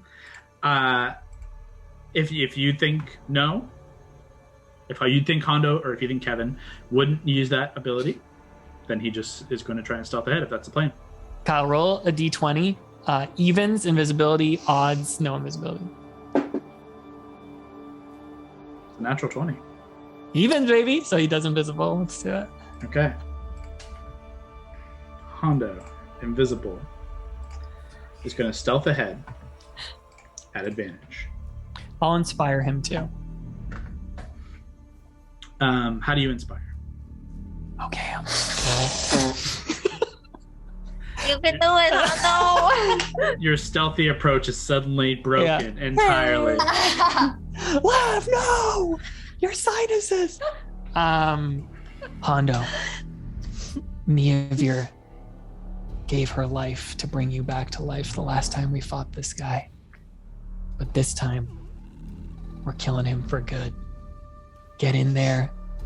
Resist any urge to just bloodlust kill him, but report back to us over the earring. And you've got this. You say, and he just turns invisible. Oh, did he hear me? Shit. I don't know where he is anymore. Hondo rolls stealth at advantage. That's a great roll. That's less great. So we'll take the really great one. It was like a 30 something. I think you guys could have seen it. But I'm the one that needs to know, so who cares? I want him to use that thing on perception on Bart. I'm saving it for sure for the perception check. Or something crazy, who knows? Yeah. Yeah. So, Hondo creeps closer. And unfortunately, none of you see what Hondo sees.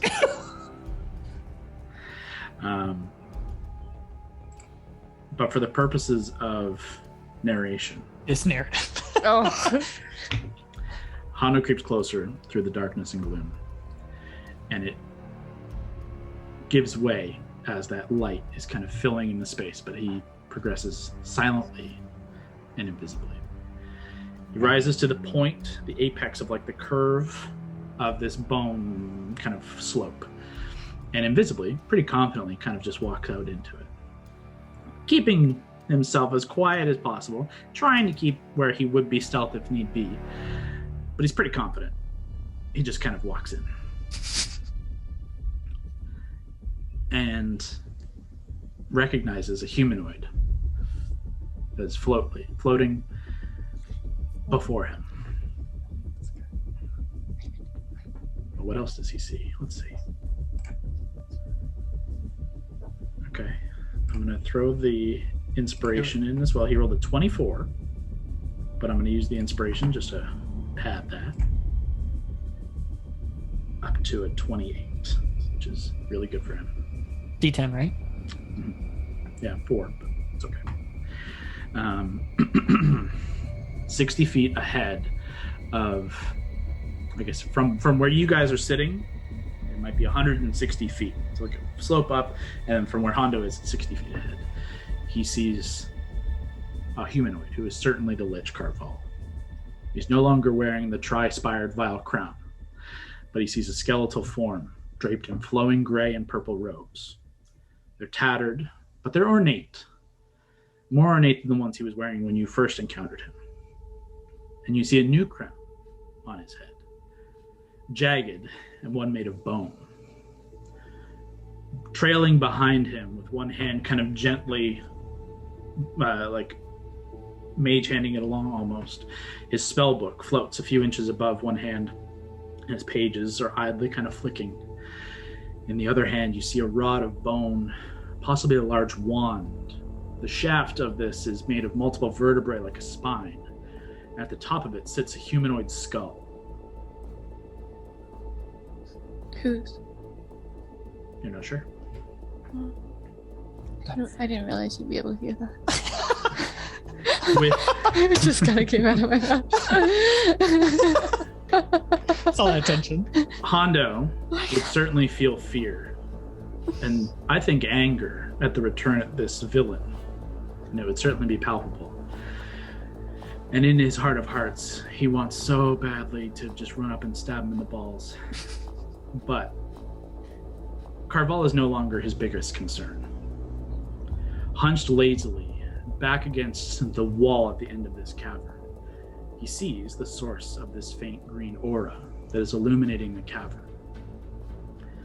Hungrily devouring a massive hunk of flesh, he sees the swollen, demonic form of the Lord of Undead, Orcus, in the flesh. His immense lower torso of that of a goat, and humanoid upper body with rot swollen gut. The great bat wings that sprout from his shoulders are lazily one tucked behind his girth, the other kind of haphazardly at an angle. And his head, not unlike the immense cavern that you're all standing inside now, is that of a skull of a goat, with flesh and hair still clinging to portions of it.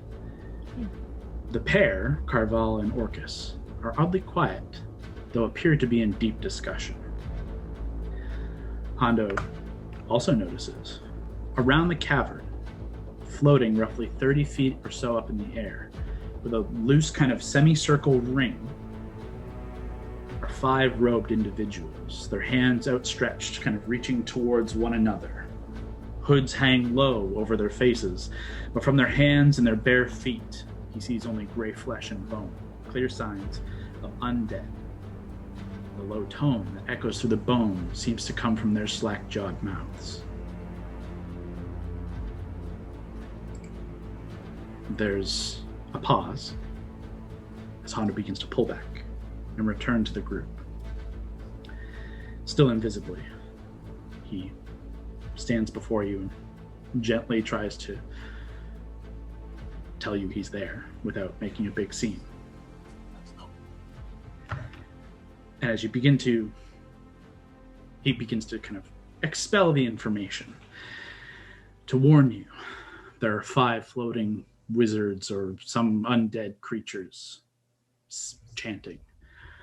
Carval sits within that chamber, but worst of all, Orcus sits within that chamber. As you all begin to plan what you're going to do, Gord, in your mind, you hear Orcus's voice return. About time. It took you long enough. It's time to enter the party properly.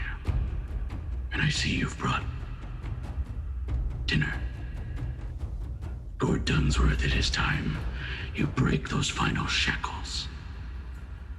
Kill the wildcards. And we're going to end there. Good. Don't do it. Thanks for tuning in. Join us next time as the fate of the wildcards rests in the paws of Gord Dunsworth and his demonic patron. There'll be a new episode up every Tuesday, so stay tuned. But until then, keep exploring.